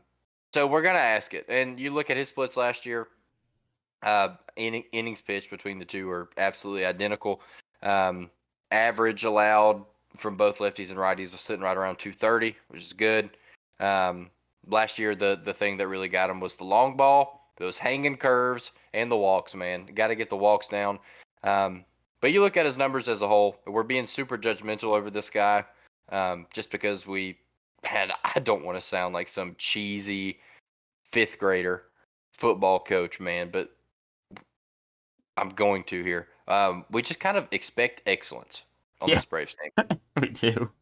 And we do. We have been contending for a world championship for a long time. We finally get one. We want another. We want 10 more in a row. No question. We don't want a gap. We want to dominate. We want to beat everybody and win 130 games. That's what we want to do. As we should. And as we should. Absolutely. We're Braves fans. We're diehard Braves fans. So you bring in a guy like Charlie Morton on a big 1-year deal like we did after a season like last year. It has a lot of people raising their eyebrows. But what we have to sit back and remind ourselves is that this guy's the 4th pitcher in this starting rotation. Yeah. and if you're getting Charlie Morton level production in the 4th spot of your pitching rotation on a world championship caliber team, you got to be happy with it, man. You got to be happy with it. If you're not, you're living a miserable life. Yeah, most teams would love to have him as a 3, if not a 2 in their rotation. And we are blessed to have him as a back-end guy in the rotation. And also, let's not forget last year he was coming off of an offseason where he had broke his leg as a 37-year-old starting pitcher. So give him a full offseason, man. He'll be back. You watch him pitch, there's nothing that looks different. Dude still throws 96. Curveball still breaks a ton.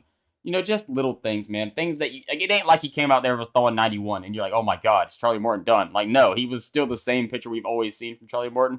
Incredible shape. The body to be a pitcher, 6'5", super slim, which is a good thing for pitchers.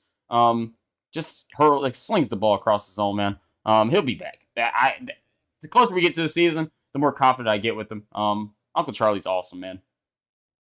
Not a Hall of Famer, but a Hall of very damn good. Yeah, I like that. Put that on a t-shirt. Hit it. All right, Orlando Brown. Put it on an effing t-shirt. So that brings us to 5 right here.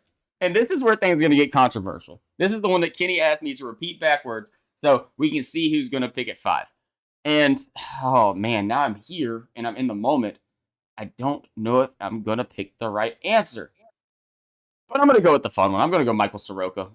Formerly known as Mike. Oh, Formerly known as Mike, now known as Michael. Said this spring training he wants to go by Michael now. I guess he's getting a little change of scenery. He tore 2 Achilles as Mike. Hopefully he doesn't tear any as Michael. But I don't know. Okay, hold up. That might have been a little controversial. Sorry, guys. We love you, Michael.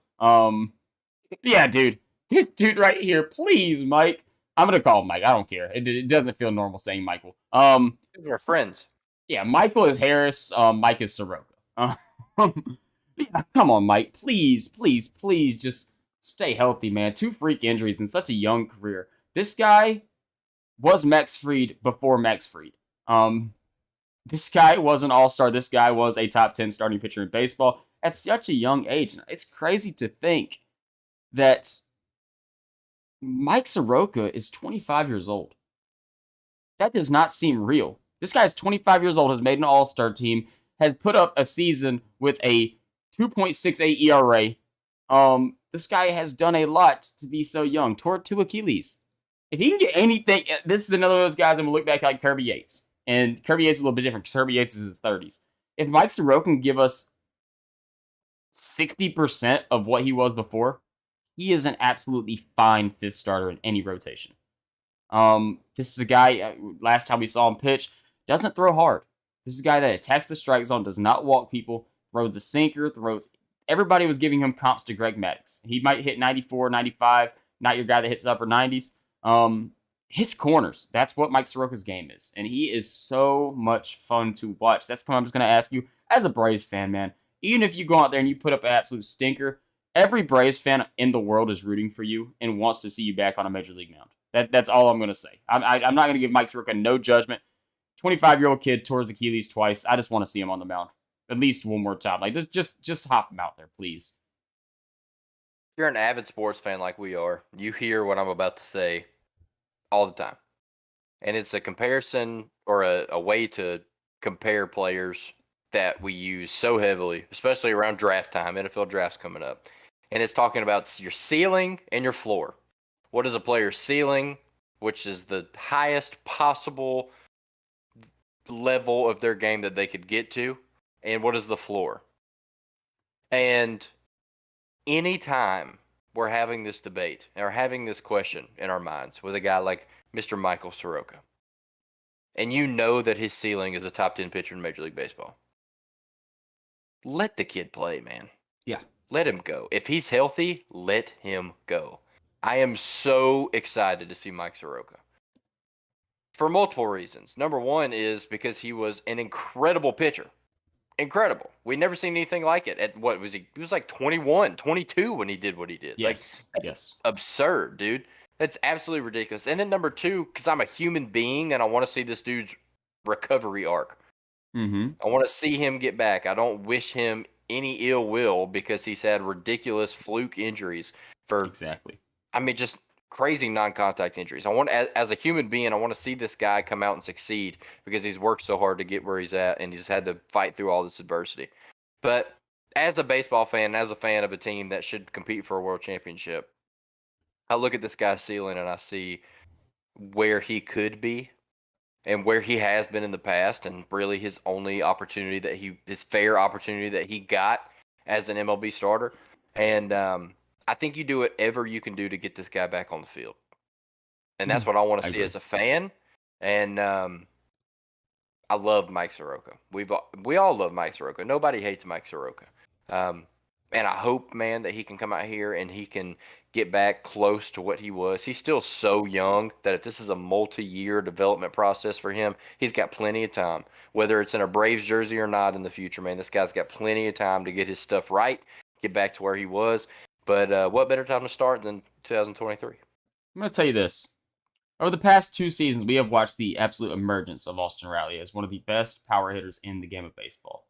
Super young, getting his career started. He is 4 months older than Mike Soroka. And Mike Soroka has torn his Achilles twice, was an all-star in Major League Baseball, was a top 10 pitcher among everybody in Major League Baseball at some point. Guys, Kyle Wright is 27, and he just made his big impact at the big leagues. Mike Soroka, like the sky's the limit. And now that I'm talking about it, the more crazy it is in my head to think about it. Like if this was some young prospect coming up right now, you wouldn't even be like shocked by his age. Like I don't know how old Bryce Elder is, but I'm assuming it's probably somewhere around this. Like I don't think it would be much different. He was a college guy out of Texas. I believe Bryce Elder is 23. Yeah, he's 23. So 2 year age difference. But we're talking about a guy through two Achilles. Like this guy is so young and so much talent. It's not an arm injury, guys. Like hopefully he can get on the field and can pitch. I had to put him at 5. I don't know. Did you agree with me on that, Kenny? Was Mike Soroka your 5? Absolutely. Love it. 6 is also going to be controversial to me. I think this could get a little bit shaky right here because there's 2 guys I'm looking at who I could put 6. And obviously the fifth starting spot is up in question right now. AA has talked about it a couple times. There's 4 guys he listed. We're gonna talk about the other 3 next 3 guys. And so really the door is wide open. I think it's really a competition between 3. I think the 4th guy's not really in there, but um, this is a really really hard answer right here. I think all 3 of these guys do have a legitimate shot, including Mike Soroka and the other 2 that are coming up next. It'd feel disrespectful not to say Ian, so I'm gonna say Ian Anderson. Yeah, me too. This is a guy we've seen had so much success, man. Came up, lit the world on fire his first year. Second year, absolutely solid, like a 3.5 ERA as like a full-time starting pitcher in the big leagues. Postseason hero, one of the best postseason pitchers we've ever seen in Major League Baseball history. Last year, absolute stinker, man. Strikeouts were down, walks were up, long ball was up. Dude struggled hard. I will say this: batting average on balls in play was very, very up. Dude gave up a lot of loud contact though, so I don't really know if he was really getting into bad luck or if people were just breaking the ball off of him. I think that was more the case. Yeah. And the biggest problem with that is, man, I think he just has to figure out a way to develop a third pitch a little bit more. He has a sweet changeup. Everybody knows that. It's kind of his like saving grace is his filthy changeup. Throws a mid 90s fastball, 94, 95 type guy. He does throw a curve, but the only problem is his curve and his changeup don't look much different. I don't know how a hitter looks, but whenever you're watching it on TV, they look relatively similar. He doesn't have anything that has any type of horizontal break, which does suck because I feel like that would be something that would really put him to the next level. But everybody's already talked about it. His arm angle. Dude pitches straight up. His arm is directly above his head. Nearly impossible to get any type of horizontal break on any pitch at that level. So, but yeah, I think the biggest thing with Ian Anderson is just the success we've seen from the past makes you feel like there has to be something still there. And the youth, man. I think the kid's only 24 years old, so again, another guy you can't quite give up on yet, especially with the success he's already had at the major league level at such a young age. But man, it's just at this point with me, it is if he gets an opportunity in this rotation, he damn sure better make the most of it because it might be his last with how loaded this is. Like with how loaded this rotation is. I mean, there's 9 guys that are fully comparable of being a starting pitcher, maybe more whenever you get into like Darius Vines and, Jared Schuster, the guys that are, up and coming still. So, man, Ian Anderson. Colby Allard. Colby. Well, no, I was going to name him a little bit later. He's one of the 4. Oh, my bad. No, it's okay. I think we all know he's the last one out of the guys that we think have a legit shot. He was the guy. He was on my list too. For sure last, but he was on my list. Okay, good. Yeah, man. Ian Anderson. Think the world of him, man. Love the kid. Just hope for the best for him, man. And if he doesn't have any success here, honestly, just as a Braves fan, I hope he goes elsewhere, finds a place with some success. Hopefully we can use him as a trade deadline thing. Not only for our own success, but man, he's a kid you got to root for. And just the door is not so much open here in Atlanta. So I love Ian Anderson. I've always loved Ian Anderson. I like him as a person. I like him as a pitcher. One thing that was pretty crazy to me last year is that even having the weird year that he had, he dominated lefties as a right-handed pitcher, which is crazy. 211 opponent batting average, 2 home runs, 19 earned runs in 57 innings. Did give up some walks, but then you look at him versus righties. A righty pitcher against a righty batters. 54 innings pitched, a 313 opponent's batting average, 48 strikeouts, 43 earned runs. Compared to 19 earned runs with 3 more innings against lefties, which is crazy from a right-handed pitcher. But I wonder if, and it's something that we've heard about in the past, and Jake just mentioned it with the arm angle, with him coming straight down. I'm just thinking, maybe I'm overthinking this, but I'm just thinking as a batter standing in the batter's box, if I'm a left-handed batter and I'm looking to my right at a right-handed pitcher that's throwing directly by his ear hole with his right arm, that pitch might be a little harder to see come out of his hands than somebody who throws maybe three-quarter arm, that I can catch the ball a little bit earlier as a left-handed batter when I got to look at the other side of this guy's body versus when I'm a right-handed batter and I see the ball coming straight at me. I agree. So I wonder if that has something to do with it. I don't know, but that's a huge discrepancy in his game from last year. But like Jacob mentioned, this dude has been so solid, specifically in the postseason. Has been ridiculously dominant in the postseason, which is crazy. Coming off a 3.58 ERA season, which is astounding. Don't get me wrong, especially a guy that we're talking about being so deep in the starting rotation. 3.58 is nuts. And then last year with it being kind of an anomaly year, it's just unfortunate for Ian Anderson because of a couple things. Number one, he's 24, and number two, because the starting rotation is nuts right now. And there's so much competition out there at the bottom end too, to where if you struggle, your leash isn't super long. No. Not with guys like Bryce Elder, guys like Mike Soroka, guys like Colby Aller breathing down your neck that are itching to get an opportunity. These are guys that want to resurrect or jumpstart or just start their MLB career. Like, they have all the motivation in the world. And a guy like Ian Anderson that's been there, seen that, done that, I just don't think his leash is incredibly long. And that's super unfortunate for him. But one thing you gotta take into account as well with pitching in the MLB is injuries. They're going to happen. They're inevitable. Whether they're huge or just a little arm inflammation, the guy needs to, chill out for a week or two. I feel so good about what we've got down here on the bottom end of our potential starting rotation with these 5, 6, 7 guys. That if there's a situation where, let's say Mike Soroka comes in, gets a hold on that fifth spot, he's been really, really good. And, Chuck is hanging out there at 4. He's been really, really good. Maybe those guys flip-flop, whatever. But those are your 5 starters. And then somebody needs some time off. You bring in a guy like Ian Anderson. I mean, what a blessing as a baseball team to have a guy like Ian Anderson that you can just throw in there. Like, you feel pretty good about that. Yeah. So I like Ian Anderson, man. He's got some stuff he's got to figure out for sure. And he is very open and honest and will admit that, which is, big testament to him. He knows he's got some stuff he needs to figure out. That's why they sent him down to AAA to do that. And, he's got a full off season behind him. He's headed into spring training. Maybe he comes out here and is, absolutely incredible. Who knows?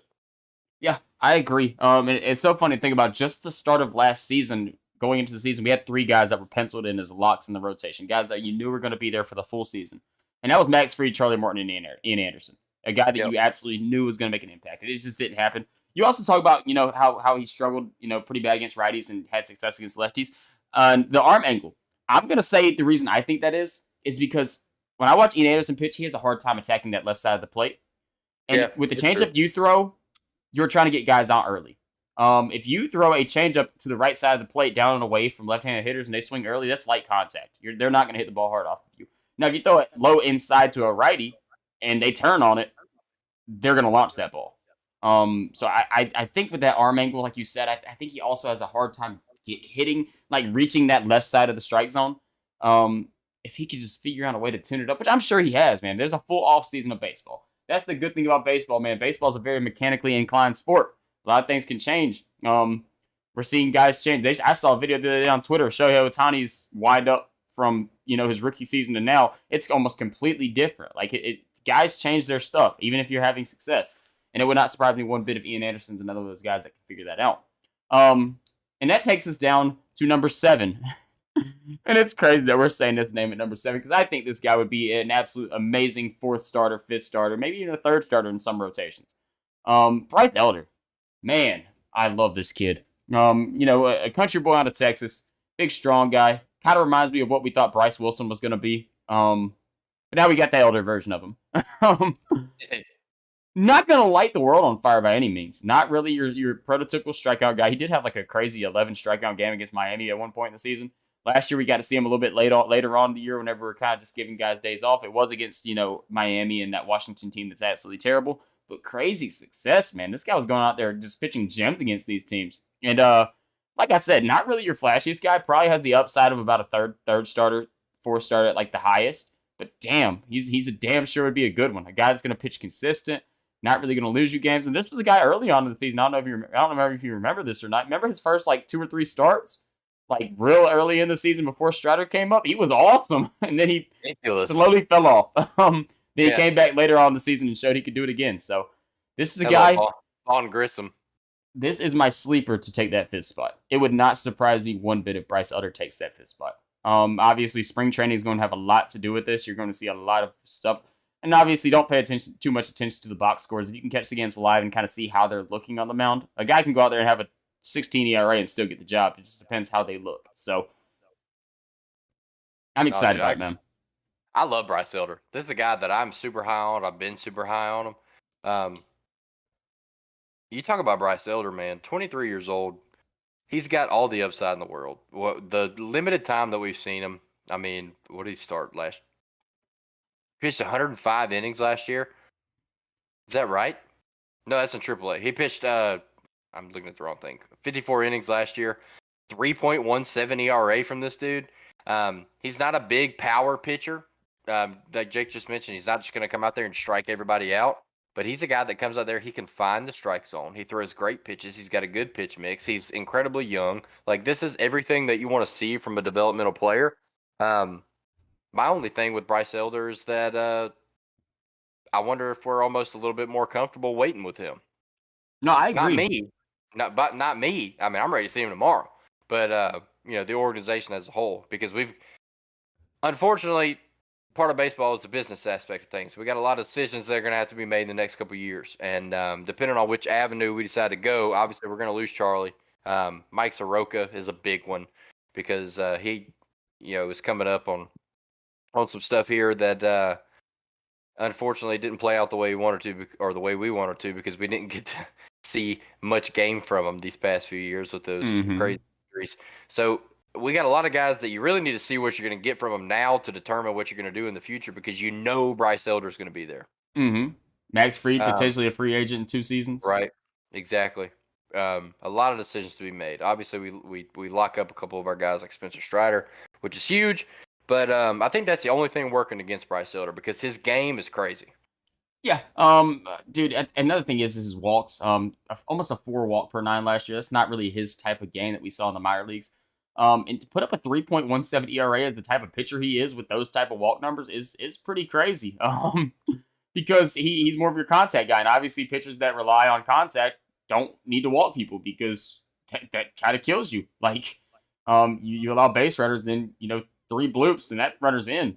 Unless you can't allow base runners like that. So if he can figure out the walk problem, man, he's going to be absolutely fine at the major league level. I think he's ready right now. Like I said, right now I think he could be a 4th or 5th starter on majority of teams in baseball.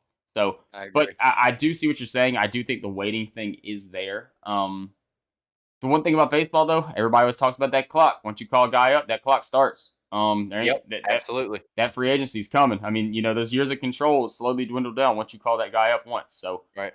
That's also something got to pay attention to.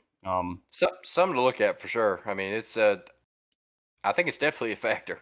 That's coming. You always see these guys. Everybody's like, "Hey, man, this team sucks, man. How come they don't bring up their top prospect right now?" It's a lot more strategic than just that, guys. Like, if you want to build around somebody and you are already in a situation where you suck, they're still playing legit baseball games where they're at right now. Like, you're still playing legit baseball games down at AAA against professional players. Like, your development is not going to be, too much improved going to the major leagues.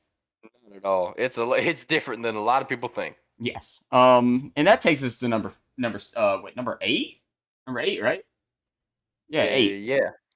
And that's Colby Allard. A kid that was a former first round draft pick by the Braves. Same draft class as Mike Soroka and Austin Riley. A guy was drafted above both of them guys. And a guy that everybody thought so highly on. A guy that had a lot of back issues coming out of high school. I think that's what kind of dropped him down the draft board a little bit. Was going to be a top 5 pick in that draft. And man, the velocity just never was there. Guy throws 91, and I think that's his killer. Never really found that velocity after having those injuries. What did Texas did, was in their rotation for, 2 or 3 years there. Never had great success. Still a young guy, though. Like I said, same draft class as Mike Soroka and Austin Riley. Was a prep arm at that time, so he's probably around the 25-year-old range. I don't have his age pulled up right in front of me. But again, man, young guy, a guy that you're perfectly comfortable with if he has to start 2 or 3 games in the season.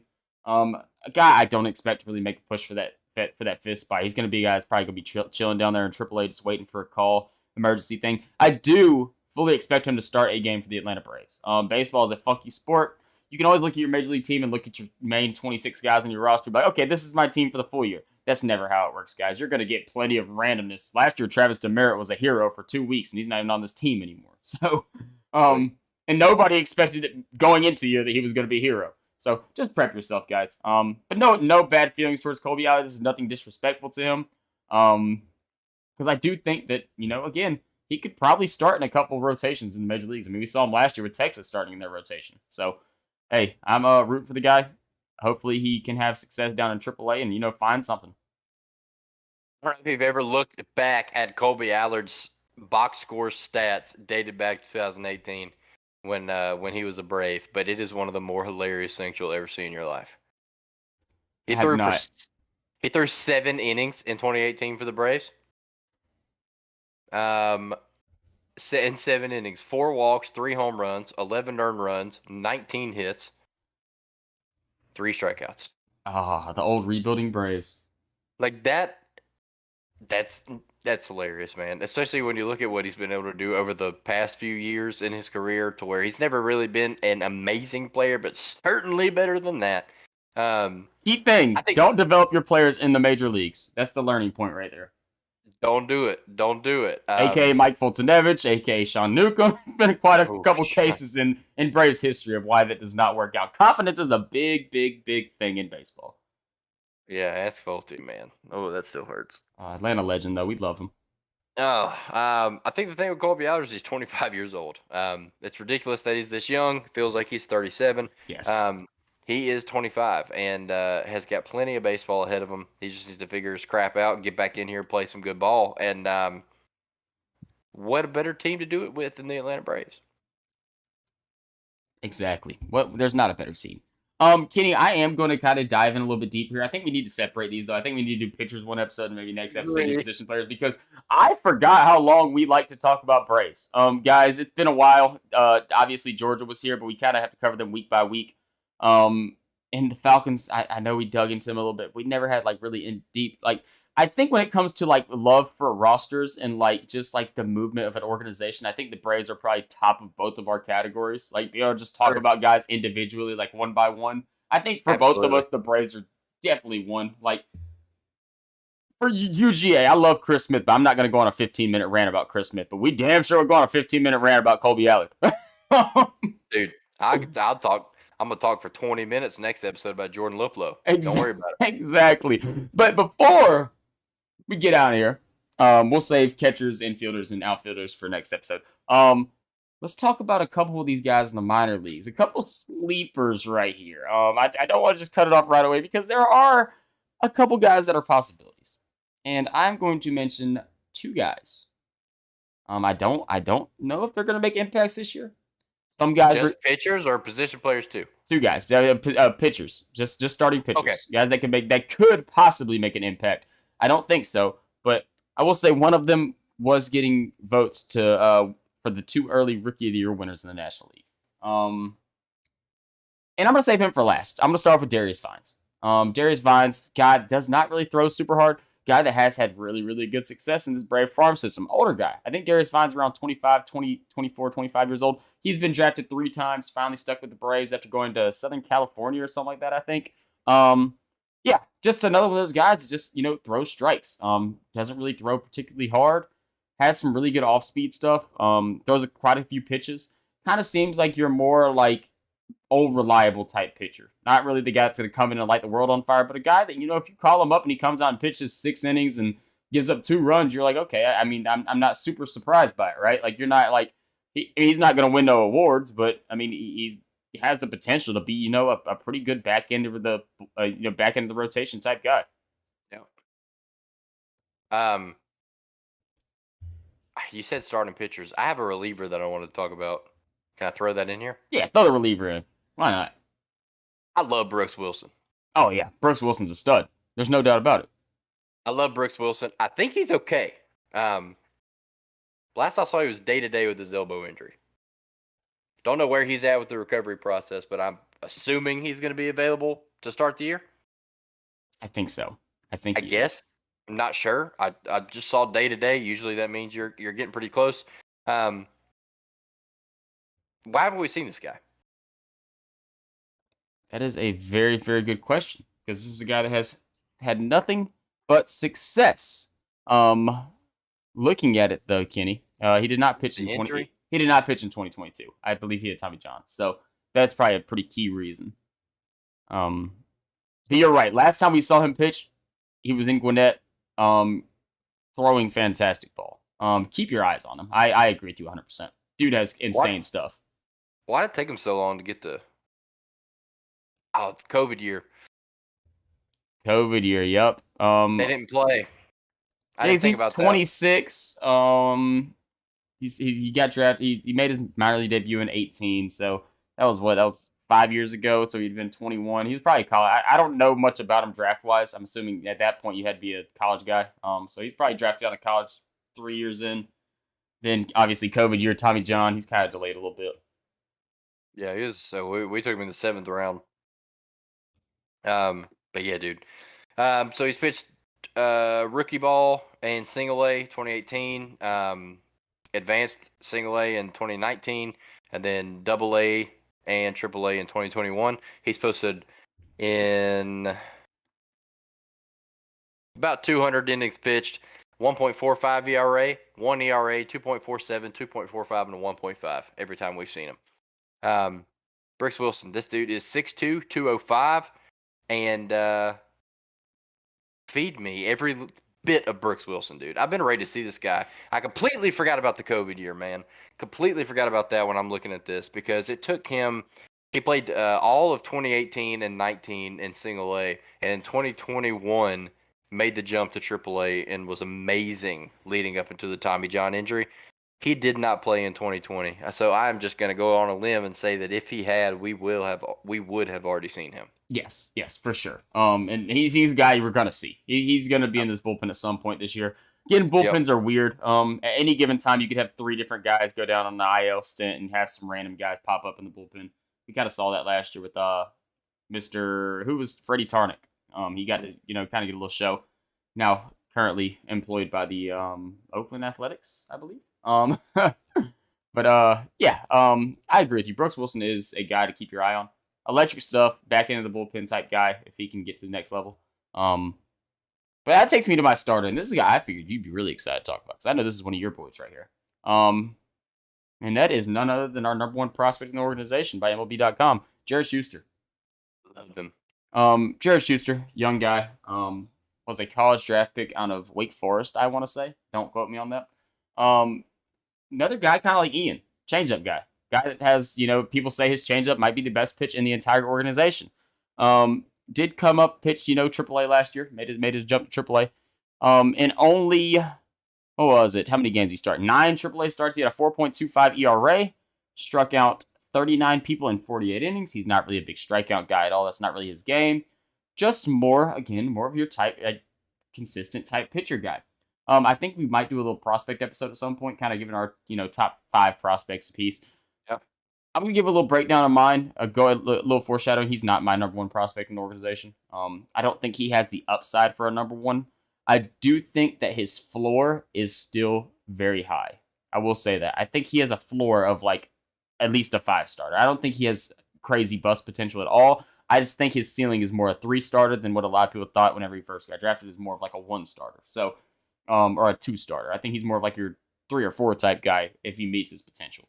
But yeah, he's definitely a guy that could, make a jump to this Braves rotation. And I'm going to say this now, if Jared Schuster starts a game this year, that means some things have went wrong for the Braves, aka injuries. I agree with that.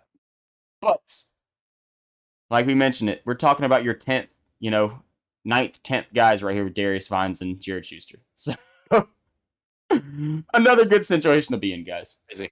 People hate the Braves farm system. But, dude, there's guys down there that can make an impact at the major league level right now. So I love Jared Schuster. I I like Jared Schuster a lot. You talk about his changeup. People are saying his changeup might be the best pitch in the entire organization, which is nuts to think about. Biggest complaint or not complaint, critique of Jared Schuster that I've seen in the minors in his time in Atlanta has been not a big difference in that changeup and curveball from him. Yep. It's been one of the most common things I've seen is he's a 3-pitch mix guy. Throws a really, really good. He's like 93, 94 four-seamer, which is solid for a changeup pitcher. So you're 93, 94 on the four-seam, and then you throw a pretty similar changeup curve. A lot of people are saying that 3-pitch mix is kind of looking like a 2, and that's kind of limited him a little bit. So curious to see, man, because we're starting to get to the point to where it's about that time. We watch this guy go from, single to double, from double to triple, and have really, solid success at every level. There's been some hiccups for the most part, but, he's been good. And he's kind of getting to that point now to where an appearance is inevitable at some point. And like you just mentioned, it was something going wrong, maybe a couple injuries. You never know when you're going to see this guy. I think not a lot of people would have expected to see Freddie Tarnock last year, and there he was. So I think there's definitely situations out there to where you could see an appearance from Mr. Schuster here. So I'm curious to see if, with all of those factors coming into play, if he's had a chance to really sit down with a full offseason and work on that pitch mix, separate those pitches, bring something else into his game.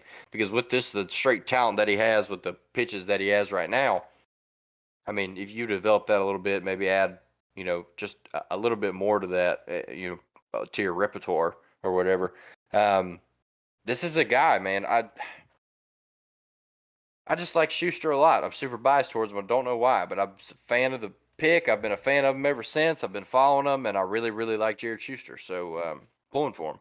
Yeah, I've had my prospects in the past, Kenny. I will give you this: if Jared Schuster goes absolutely bonkers in the major league level, he is 100% yours. Yeah. You have been on that man for a while, so props to you, man. I'm rooting for him. Like you said, sky's the limit with him.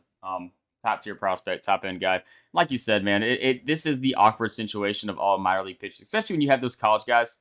You start hitting the 24, 25-year-old range, you're kind of like, okay. Now we're starting to kind of get to that point where you got to start coming up. And he's there. Again, the only thing is though, doors got to open up somewhere. You mentioned earlier guys like Chuck leaving, retiring. Ian's a question mark. That fifth spot's a question mark, and something we don't ever want to talk about. We don't really have to worry about for 2 more seasons, but the Max Fried situation is there. It's kind of like certainly is there. It's kind of like whenever you got to pay like a bill and it's like a month later and you're like, damn, I do got to pay it. Or like Christmas is like 3 months, and you're kind of like, damn, do I really want to spend this money on Christmas right now? I mean, it's there. Like, it's coming. It's coming. Like it's not just gonna disappear. Like you have like your Valentine's Day. That's a key one for men out there. Damn, it's here. Gotta do something. Really want to pre-order MLB The Show. Yeah, exactly. Flowers. Exactly. That's the situation we run into. Damn, man, it felt so damn good talking about Braves baseball again. Though next episode I have a feeling it's gonna be even more fun. A lot of things going on, and the pitchers. I'm not gonna speculate on too much on who makes the roster and who doesn't make the roster, especially with the bullpen. Like I don't know. There's damn 12 guys down there, and we're about to see spring training. Jesse Chavez is a non-roster invitee. He's not on the 40-man roster. Like I have no idea. Nick Anderson could be cut by the time the season starts. Position players we have a lot better feel for who's going to be making that roster and who's battling to make the roster. So some dogs. It's going to be exciting. We're going to speculate a little bit on how Brian Sticker is going to construct this roster. Obviously, there's kind of some questions on how many he's going to keep at certain positions. Guys he's going to try to keep up. Yeah, man. Swiss Army knives. We love those guys in Atlanta. But yeah, it's going to be so much fun, man. I'm going to hit my closing thoughts right here. Guys, Braves Baseball's here. And if you're tuning in right now, keep on checking in on us, man. Whenever Braves Baseball really starts hitting, and we really start hitting like the summer months, I feel like this is when the podcast heats up. That's whenever me and Kenny first started this podcast, was, last summer. And yeah, I really do feel like we kind of get our best content coming up baseball season, that off-season football, baby. That's whenever we really start rolling. But yeah, just thank y'all so much for listening. Keep on tuning into us. listen to us on YouTube or watching us on YouTube, check us out, Spotify, Apple Podcasts, Peach State Tailgate, Peach State Tailgate. Yeah, just thank y'all so much. Kenny, torch is in your hands. Finish it off. All right, thank y'all so much for checking us out. We appreciate y'all for sticking it out with us. 35 episodes. It's crazy. I didn't even think we were at 35 before this thing. I was talking to Jake. I was like, where are we? 33? He was like, nope. I was like, okay. And here we are. So baseball season is approaching, so be sure to give us a follow. Check us out on all the socials. Hop on YouTube. Give us a subscription there and check it out. Come in here, see the faces of the boys talking. See the graphics. I'm sure we'll have some stuff up here for you guys to look at come baseball season, a little bit closer to it. But yeah, man. I mean, big episode tonight. Love talking about the Braves, and we're gonna have even more Braves talk next episode because I'm probably not gonna have a Super Bowl to talk about to lead that episode off. So. Thanks. But thank y'all so much for listening, man. Keep tuning in, and we'll catch you on the next one.